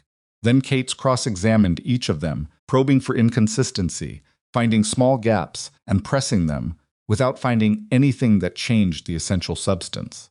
Then Pruitt called Silas. Cates's cross-examination of Silas was the sharpest part of the morning. He was quick and precise, moving from the financial records to the marriage timing to the state of the household. Before November, with the practiced efficiency of someone connecting dots he'd prepared in advance. He asked twice, in different ways, about whether the marriage had been contracted primarily to satisfy the legal household requirement. Silas answered both times the same way. No.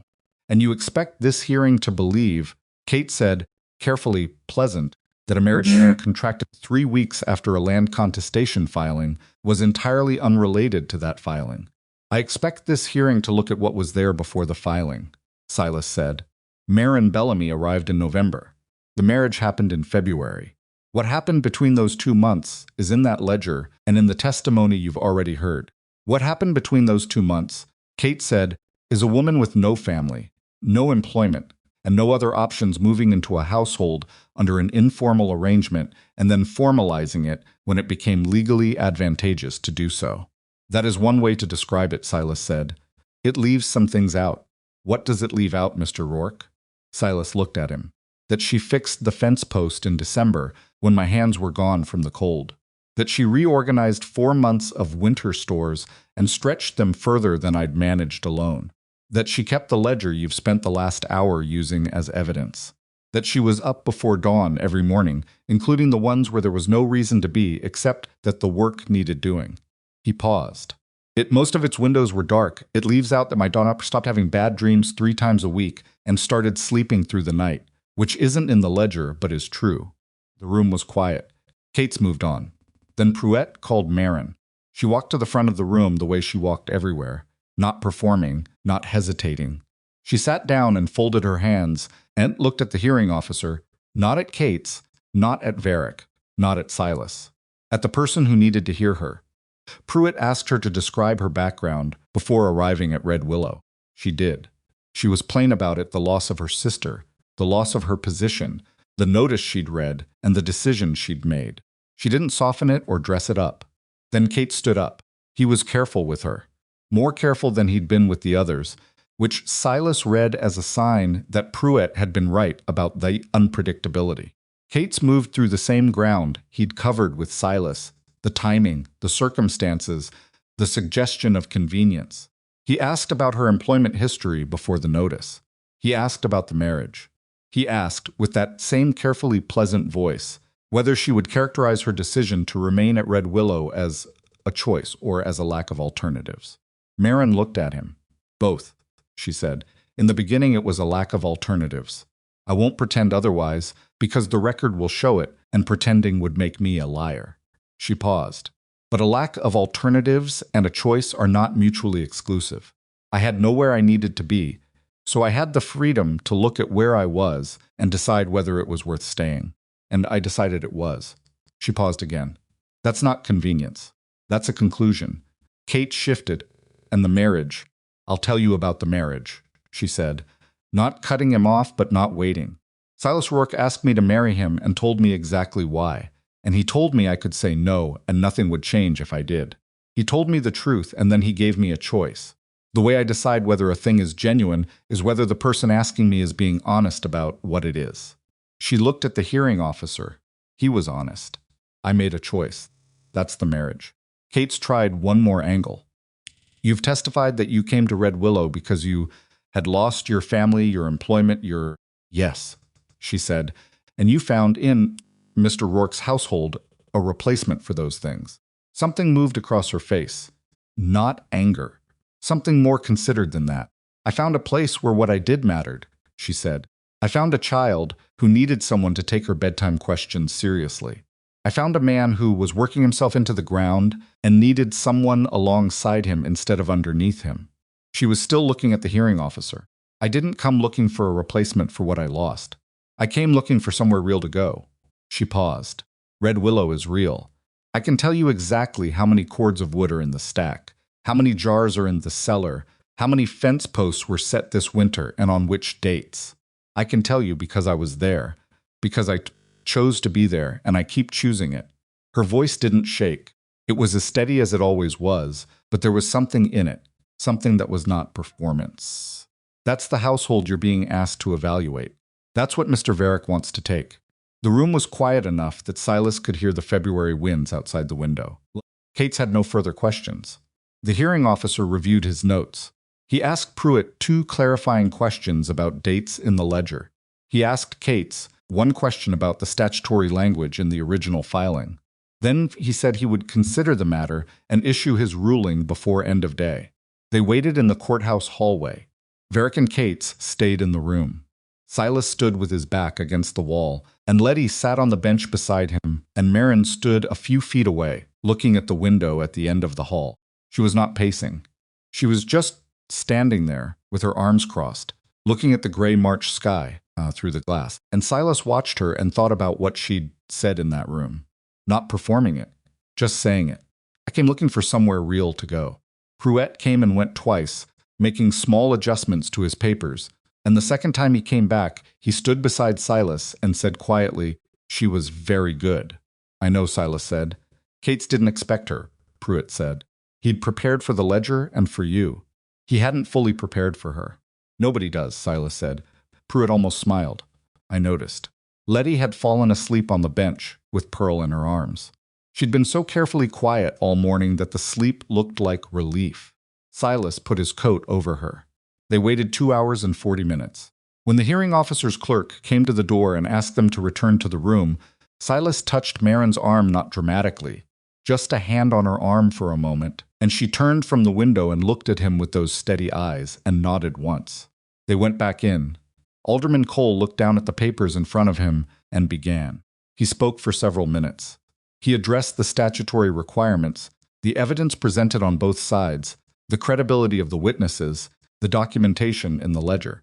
He spoke with the measured precision of a man who understood that what he said in this room was going to be someone's permanent record, and he gave every piece of evidence its due weight without editorializing. Then he said, the claim contestation filed by Gideon Varick against the Red Willow homestead was rejected in its entirety. He said it plainly. He said the ledger presented compelling evidence of continuous productive occupation.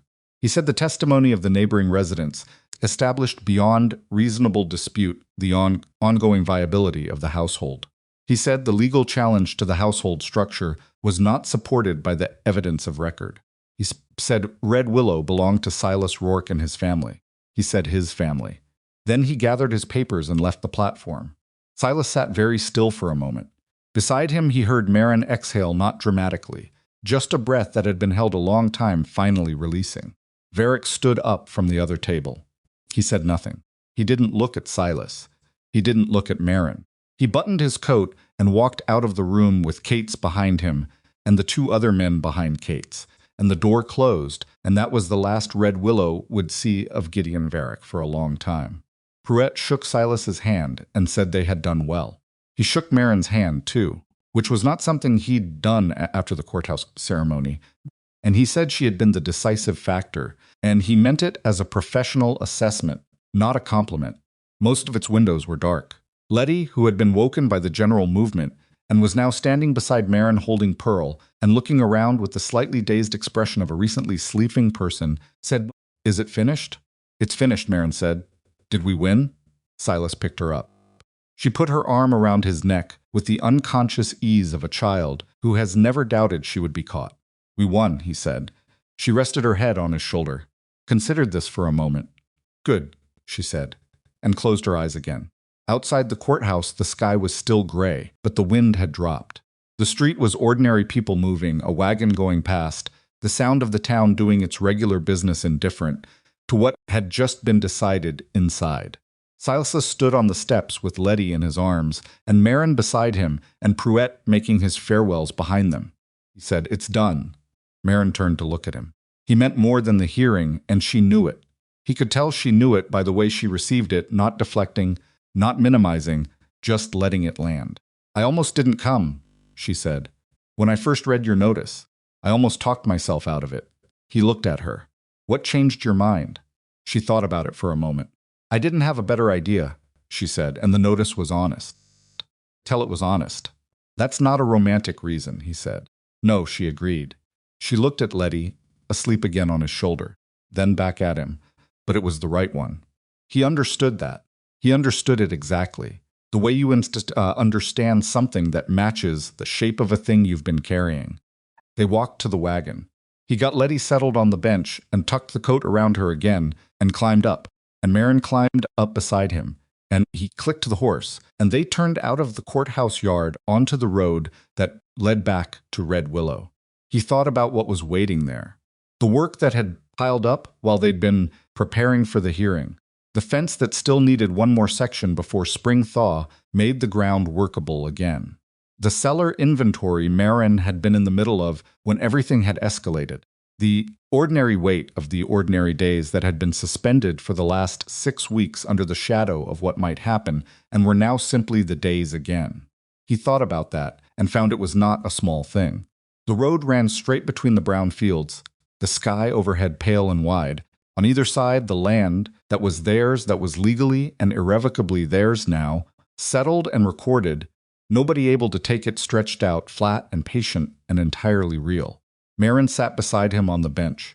She wasn't talking, and neither was he, and between them Letty slept with Pearl in her arms, and the horse moved at its steady pace, and the world was quiet in the way it is quiet, after something large has been decided. He thought about what she'd said in the hearing room. I came looking for somewhere real to go. He thought about the October morning he'd ridden to the station in his good shirt for a woman who'd chosen Cleveland. About the telegram he'd folded and put in his pocket. About the 11 days between that and the afternoon a woman walked up his road carrying almost nothing except a canvas bag and a cedar cradle, tired in a way she'd decided not to show. He thought about all of it, and then he stopped thinking about it and just drove the wagon home.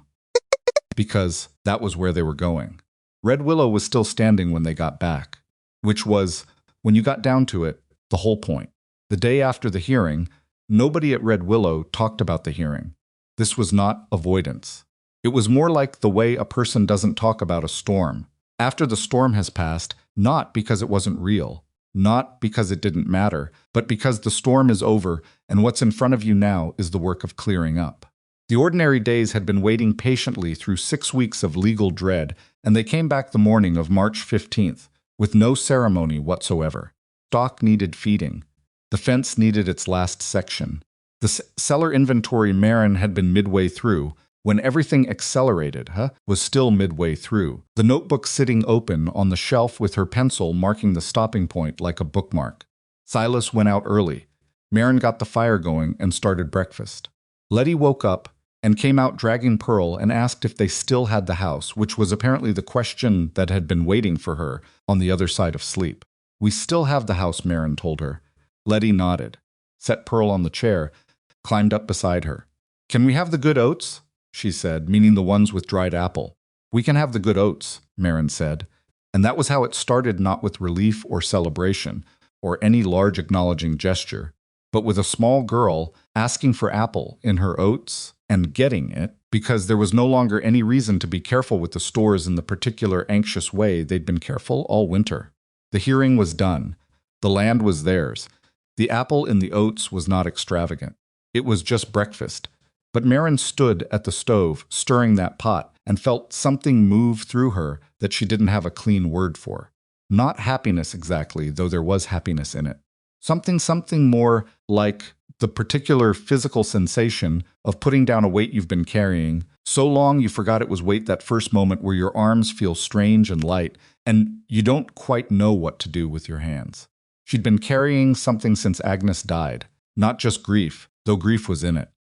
Something older than the grief, the constant low-level calculation of someone who has no margin for error, no safety beneath the wire she's always walking. She'd carried it into Silas's kitchen on a cold November afternoon, and she'd carried it through winter, and she'd carried it into that courthouse room and set it down in language in front of a hearing officer and 6 neighbors and a man who'd wanted to take everything. This morning she didn't feel it. She wasn't naive enough to think it was gone for good.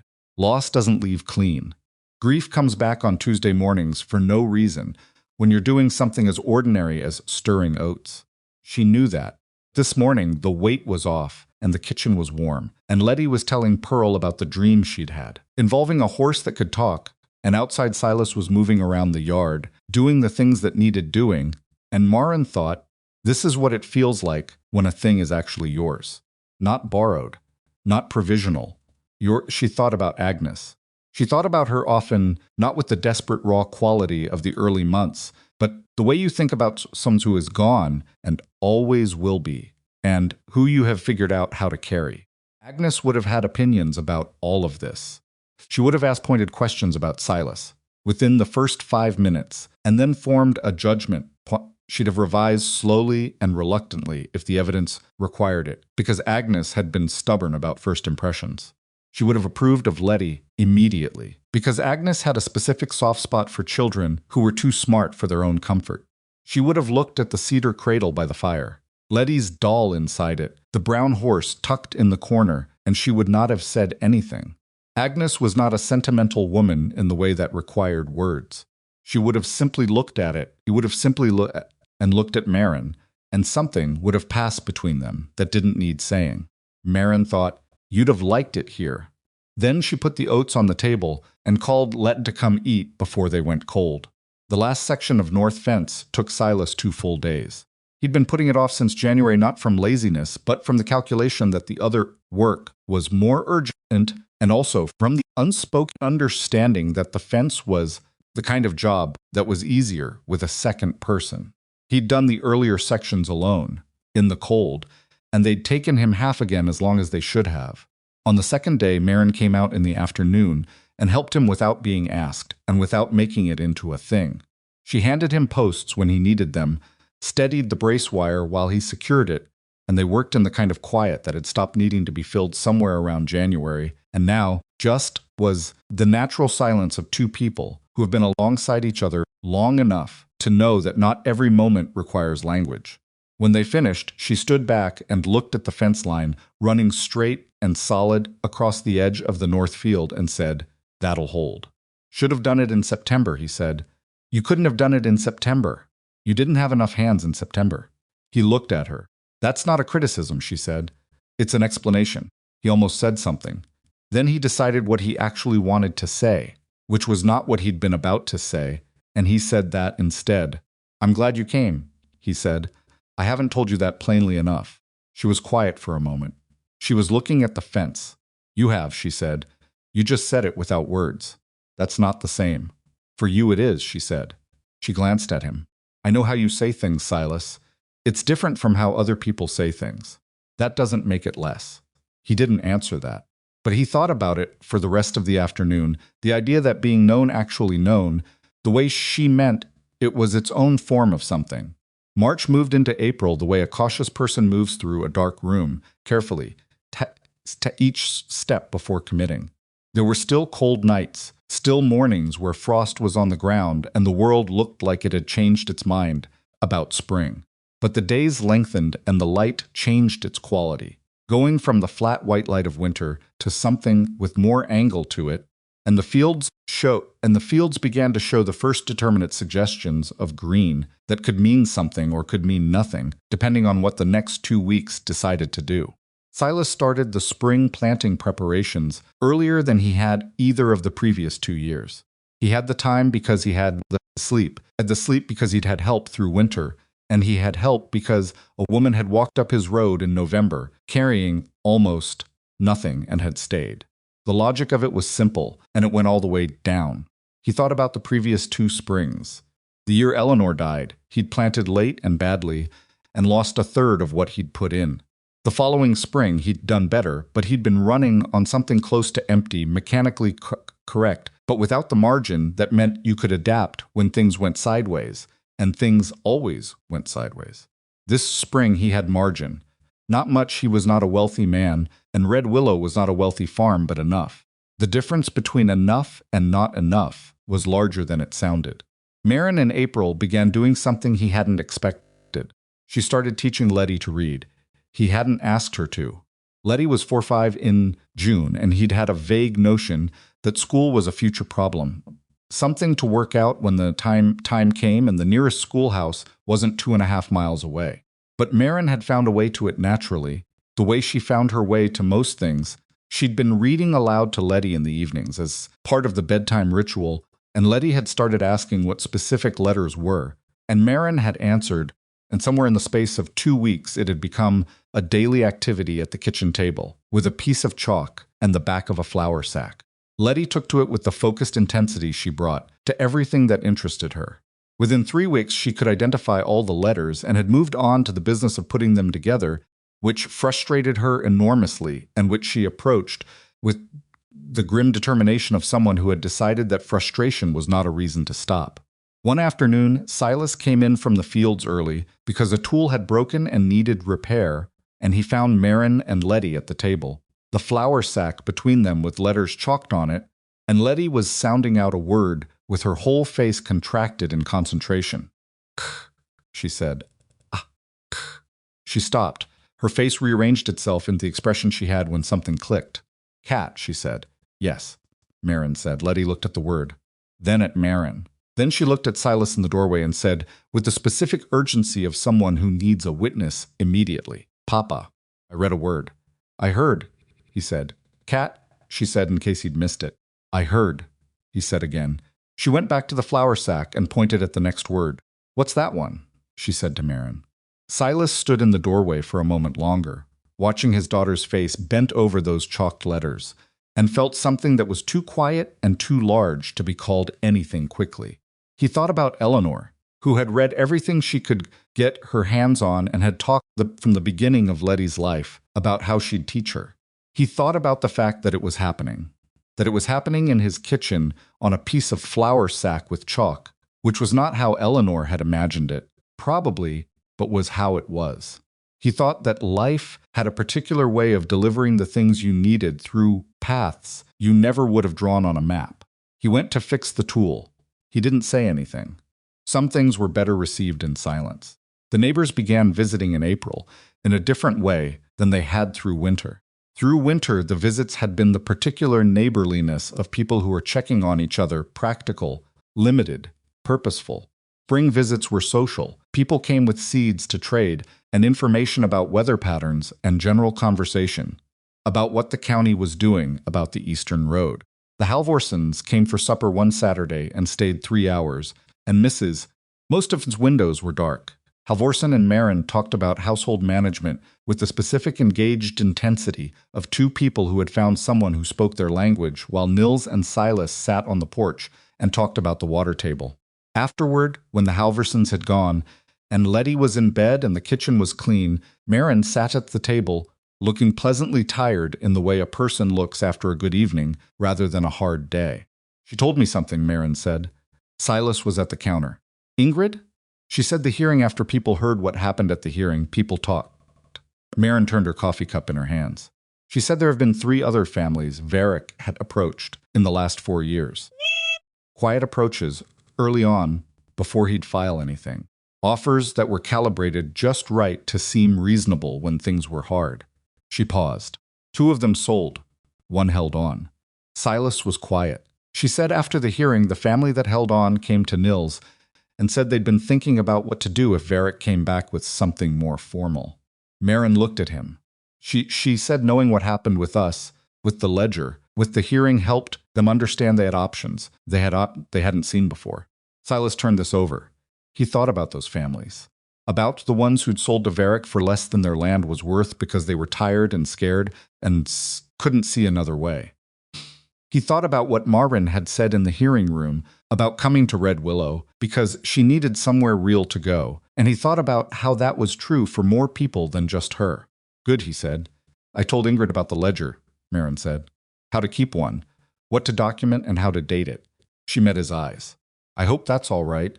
Why wouldn't it be?" "It's your property strategy," she said. "Your Marin?" He looked at her. "It was your idea. Document it to whoever needs to know." She looked at him for a moment.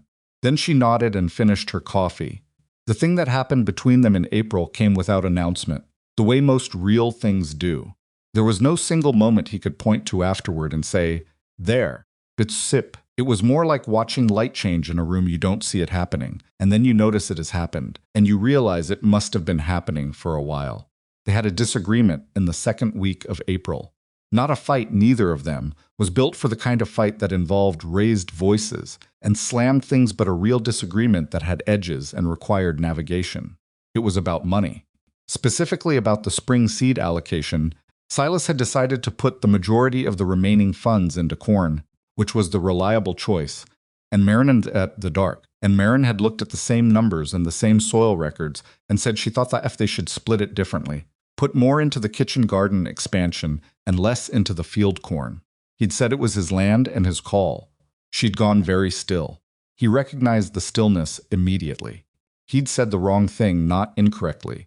Technically it was true, but wrongly in the way that was true, and also a small betrayal of everything they'd agreed they were to each other. He knew it the moment the words were out. She said quietly, "We had an agreement about what kind of partnership this was." "I know," he said. "That sounded like a different kind." "I know." He put down what he was holding. "You're right." "Tell me your reasoning," she told him. It was good reasoning. The kitchen garden expansion would reduce their dependence on the cash purchase provisions they'd been buying fine through winter, which was a drain he hadn't fully calculated against the field corn return. Most of its windows were dark. He'd been thinking in terms of the farm's income, and she'd been thinking in terms of the household's total economics. And both were real, and her angle on it covered something his didn't. They split the allocation differently than either of them had originally proposed, somewhere between their two positions, which was where the actual right answer was. Afterward, she said, "Thank you for listening." He said, "Thank you for saying it instead of letting it go." She looked at him. "I almost let it go," she said. "Old habit." "Don't," he said. "Not here." She held his gaze for a moment, and something passed between them that was an acknowledgement, and also a choice, both of them choosing it again, the same way they'd been choosing things since November. Not because it was easy, but because it was right, and they both knew the difference. That evening, Silas sat on the front step after supper, while the light went long and gold across the fields, and he thought about what it meant to be chosen. Not needed, he understood being needed. He'd been needed his whole life. Needed was what you were when someone had no other option. But chosen was different. Chosen meant someone looked at the full picture and weighed it and said, this specific thing, with its difficulties and its gaps and its history, I'm still learning. Eleanor had chosen him when they were young, and everything was still theoretical. She'd chosen him before the winters and the hard years and the grief, when the future was still just a plan. He had loved her for that, and would love her for it his whole life. But what Marin had done was choose him after the hard part had already shown itself, after the winters were real and the gaps were visible and the grief was a fact of the household. She'd looked at all of that and stayed. He thought that was its own kind of extraordinary. He thought about how he'd never told her that. He thought about how he said things without words and that it counted, and he thought that was generous of her and probably true. And he also thought that some things needed the words, too. That saying it plainly mattered, not because the other person couldn't tell, but because you were the one who needed to say it. Because there was something in the saying that was different from the showing. Thought about that until the light was gone from the fields and the evening had cooled down to the particular spring temperature that was still cold enough to mean it. Then he went inside.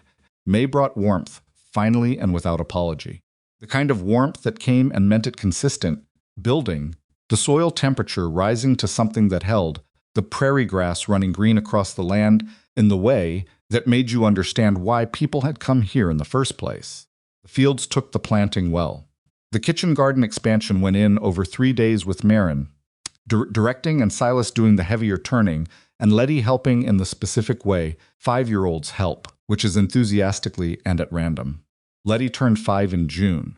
The birthday was marked with the spice cake that had become, over the course of one Christmas, a tradition. Marin made it, and Letty knew she'd make it, and this knowledge was, in Letty's economy of important things, one of the most stabilizing facts of her existence. She received a new hair ribbon from Silas and a small notebook of her own from Marin, a real one, with proper pages. Because her reading had progressed to the point where having something to practice writing in was the next logical step. Letty sat at the kitchen table with her new notebook for most of the evening and practiced writing her name.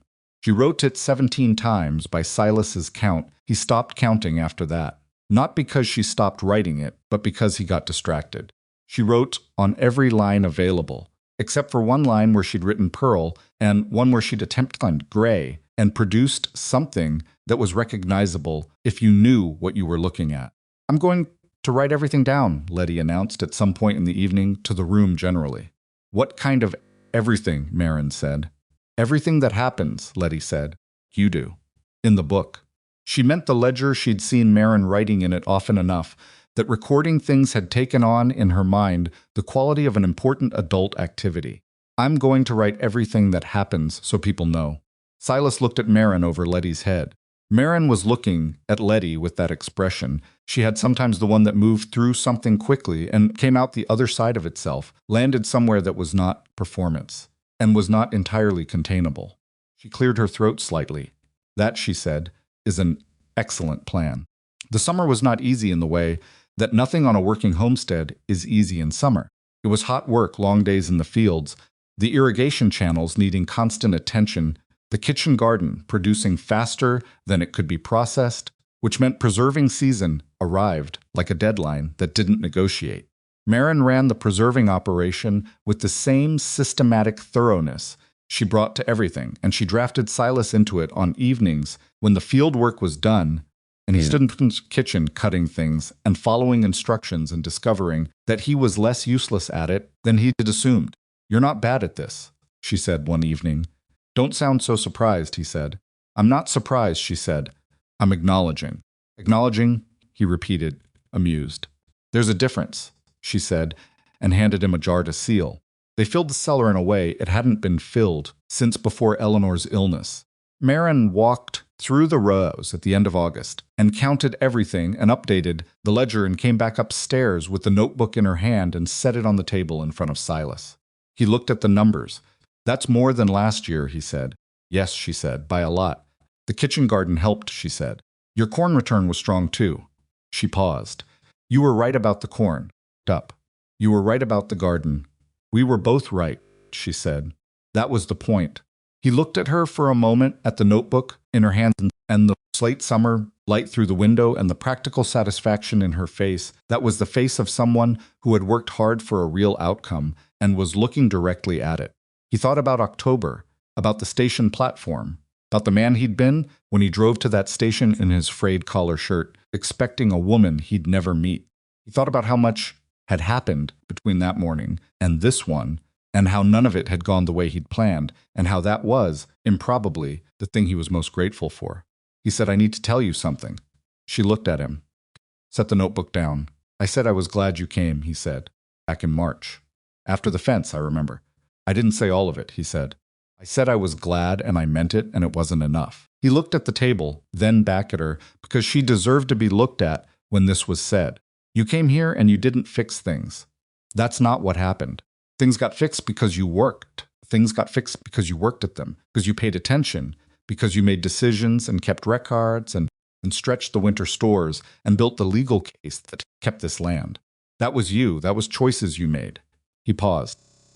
But the other thing, the thing I don't have a clean word for, that's not fixing. That's something else. The way Letty is. The way the mornings are. The way I am now compared to what I was in October. He stopped. Started again. I didn't know it was going to be this. I asked you to stay because I needed help, and then somewhere in it, it stopped being about what I needed, and it became about you being here. Just specifically you. He looked at her. That's what I didn't say in March. Marin was quiet for a long moment. She was looking at him, the way she looked at things she was taking in fully, not quickly, not with the fast assessment she used for practical problems, but the slower look that meant she was letting something land. I know, she said finally, not dismissing it, receiving it. You knew, he said. You say things without words, she said. Told you. But she stopped. She looked at the notebook, then at the window, then back at him, and her expression had something in it he recognized as the courage it took her to say certain things directly, the specific effort of a person who had learned to keep things in. I needed to hear it, she said, just this once, in the actual words. I know, he said. That's why I said it. She reached across the table and put her hand over his, not dramatically, not romantically in the performed sense, just put her hand over his, the way you do when words have done what they can, and the next thing is simpler than words. They sat like that for a minute. Outside, the summer evening was going golden and long. Somewhere in the back room, Letty was talking to Pearl, the steady murmur of a child conducting important business.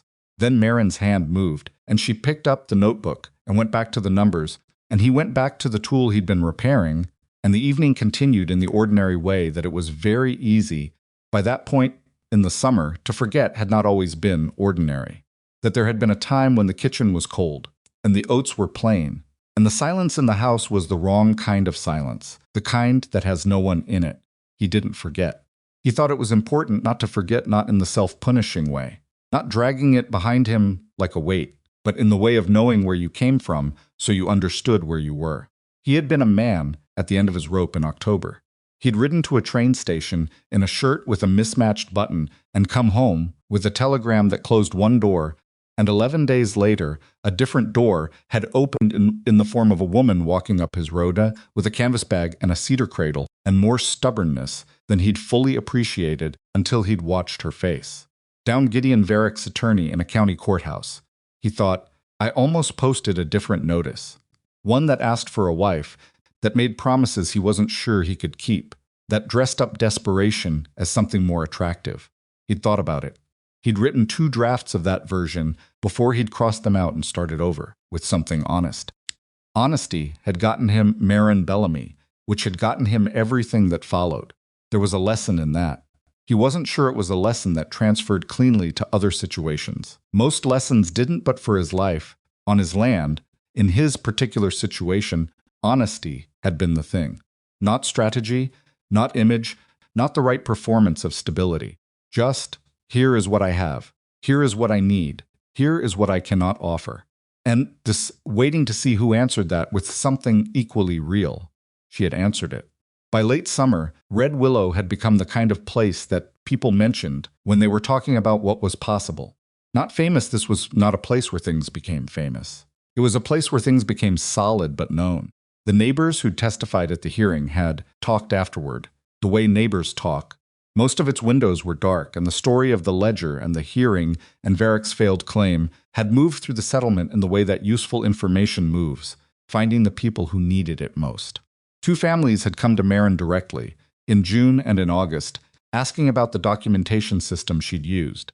She'd sat at her kitchen table with both of them and walked them through it, and both times that they'd left with their own ledger started and their own record of improvements that no one could now claim weren't happening. Silas had watched her do this the second time the August visit, and he'd seen her explain the system with the particular careful thoroughness she brought to things that mattered to her, making sure the other woman understood not just what to write, but why, what the documentation was actually for, and what it protected, and how to think about it as a tool rather than a chore. Afterward, he'd said, "You should charge for that." She'd looked at him. "You have knowledge people need," he said. "That's worth something." "I'm not going to charge neighbors," she said. "Not neighbors," he said. "There are farms further out. People who don't know people here yet. New settlers who don't know Varick's pattern or anyone else's." He paused. "You know how to do this. There's a need for it." She thought about this for several days. He didn't push it. He'd said his piece and she'd heard it, and she'd work it through in her own time, which was how Marin worked things through. In September, she wrote a letter to the county land office, not asking permission, but informing them that she would be available on a consultation basis to assist homesteading families with property documentation practices. She wrote it in the same tone she'd written everything since November: clear, direct, factual, not asking for more than what was reasonable. She sent it. She got 2 responses within a month. Both were from families who had heard of the Red Willow hearing through the chain of settlement gossip and who had specific problems they needed help thinking through. She helped them. Both times she came home from the visits with that particular tiredness that was different from exhaustion, the tiredness that came from doing something that used you fully, that pulled on every capacity you had and left you spent but not depleted. "Good days?" Silas said both times when she came back. "Good days," she said. He thought about Agnes again on the second evening when she said that. He thought about how grief was not the opposite of going forward. How Marin had spent the winter and spring and summer going forward without once leaving Agnes behind. She still mentioned her, still had the moments where her hands went still and she went somewhere internal for a second before she came back. The grief was still there. It had just learned to travel alongside her instead of in front of her. He thought his own grief had done something similar. Eleanor was not in the past in the way people meant, when they talked about moving on, as if the past were a country you could emigrate from. She was in the hairbrush Letty still kept. She was in the blue jars on the kitchen shelf, in their original spot, surrounded by Marin's sensible reorganization. She was in the fact that he knew what it meant to lose someone and had not, because of that, been able to pretend that grief was something to get through quickly and put down. He thought Eleanor would have considered that worthwhile. The knowing. She'd been a woman who believed that what you'd been through had to count for something. The cedar cradle was still beside the fire in October. It had been there for exactly a year now. From the afternoon, Marin had set it down carefully in the yard before she'd said a word, because the cradle came first, because some things you established before you introduced yourself. Letty's doll Pearl was in it. Gray the horse was on the windowsill, same as always, watching outside. The cradle had been in the same spot through winter and spring and summer, and now fall was coming around again. The first anniversary of everything, the season completing itself a particular way. Circles do not going back to the beginning, but arriving somewhere new that rhymes with where you started. One evening in October, Silas built Marin a chair. He hadn't announced it. He'd been working on it in the barn over several weeks. Trading lumber he didn't have for the right wood, taking his time with the joinery, getting it wrong twice, and starting sections over because he wanted it to be right. He brought it in one evening and set it on the porch, not inside, on the porch, where the evenings were still warm enough to sit and called her out. She stood on the porch and looked at the chair for a moment. It wasn't elaborate. It was a solid, well-made porch chair with arms wide enough to rest things on and a back at the right angle for a person who'd worked all day. He'd sanded it careful and oiled it, and it was the best piece of furniture making he'd done in some years. "It's for you," he said unnecessarily. She sat in it, settled, put her hands on the arms, looked out at the yard, at the October light going amber across the field. "It fits," she said. "I measured when you weren't paying attention," he said. She turned to look at him. There was a short pause. "You measured me," she said, and there was something that was almost laughter in it. "The chair needed to fit you," he said, which was a perfectly reasonable explanation, and they both knew it was also more than that. She turned back to the field. He sat on the step. Letty came out with Pearl and climbed up into Marin's lap with the unself-conscious confidence of a child who knows a lap is available and has never been told otherwise, and Marin's arm went around her automatically, the way it always did now, the way that had stopped being new sometime in the spring. The three of them sat on the porch in the October evening, and the fields ran out before them, brown at the edges, where the crop had been brought in, and still green in the lower section where the kitchen garden's last plantings were finishing out. The sky went pink, and then orange, and then that deep clear color it goes in fall on the prairie, a blue so saturated it looked like something you'd have to earn. Silas looked at his land, at the fence line running clean and solid across the north edge. At the stone chimney he'd rebuilt last spring, solid now, drawing well, no draft from the side it had been throwing before. At the path from the house to the barn that he'd graveled in August, so Marin didn't have to pick her way through mud on the rainy days. At the well, at the cellar door, at the stack of split wood that was higher this year than it had ever been. At all of it, the whole accumulated evidence of what a person could build if they refused to quit.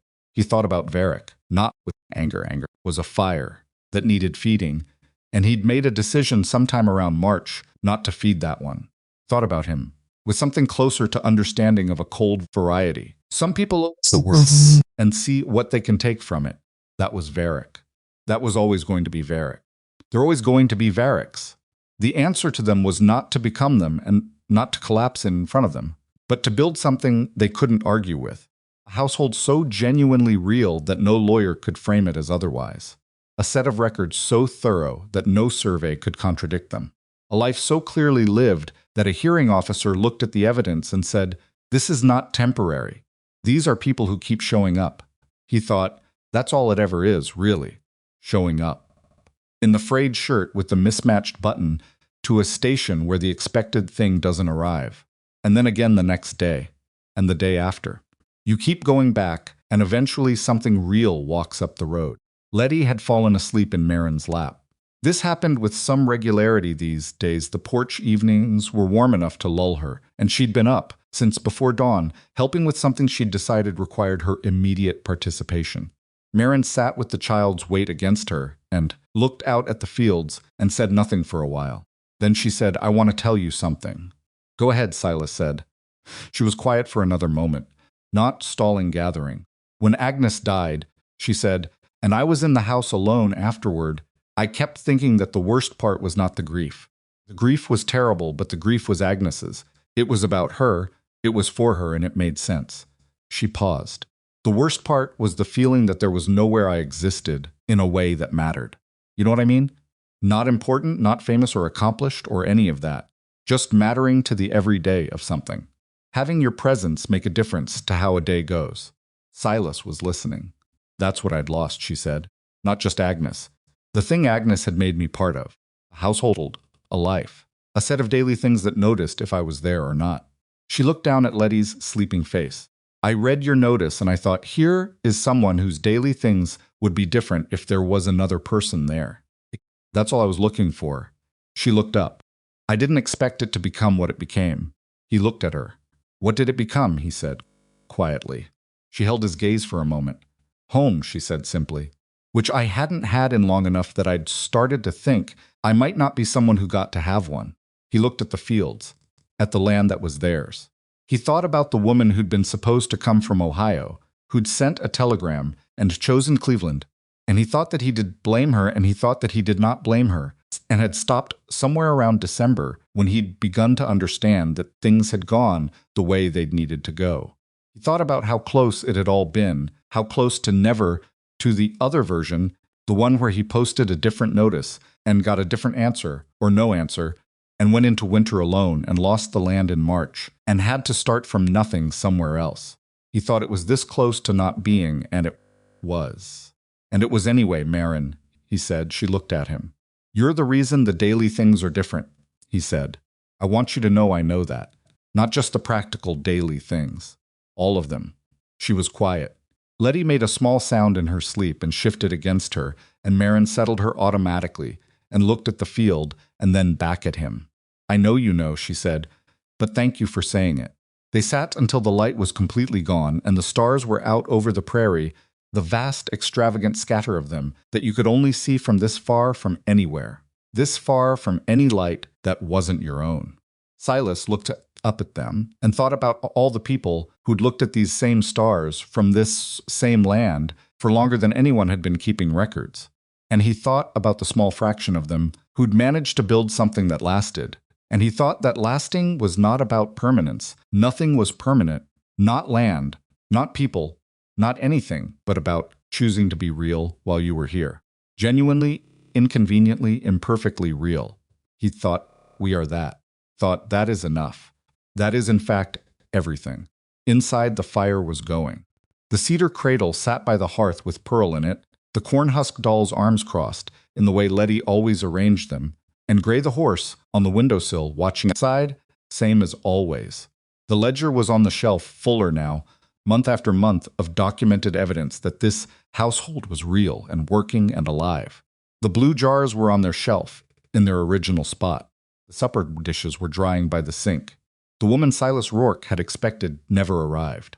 The one who came instead had walked 2 miles in the cold with everything she owned under one arm and a carved cedar cradle under the other, and she'd put the cradle down before she'd said a single word, because some things you established before you introduced yourself. She had not come looking for comfortable. She had come looking for real. And real was what they had built. The three of them in the cold mornings and the long days and the disagreements that required navigation and the silences that didn't need to be filled and the conversations that went to the bottom of things. Built it the way everything worth having gets built. Not all at once, not without difficulty, not by people who had everything together, but by people who kept showing up anyway, who kept choosing the same door, who kept coming back. That was Red Willow. That was what Gideon Varick had never understood, what men like him never understand, that a home is not a property. It is not a legal document or a recorded claim or a number of acres correctly filed. It is the accumulated weight of people choosing to return to the same place, day after day, until their presence has shaped it, and it has shaped them back, and neither is fully separable from the other anymore. Silas Rourke had learned that the hard way in the years after Eleanor, in the winters he'd nearly not survived. He knew it in his bones now, the way you know things that have cost you something to learn. Marin Bellamy had known it longer than she'd wanted to, had known it in the particular painful way of someone who has lost the thing and cannot stop understanding its value. And Letty Rourke, 5 years old and asleep on a porch in October with Pearl in her arms and a notebook inside where she was writing down everything that happened so people would know Letty was learning it in the best possible way, by living it. Every morning, every meal, every lamp lit against the dark. That was the whole of it. That was enough. That was, on the unforgiving Nebraska plain in the autumn of the year, more than most people ever got, and every single person at Red Willow knew it.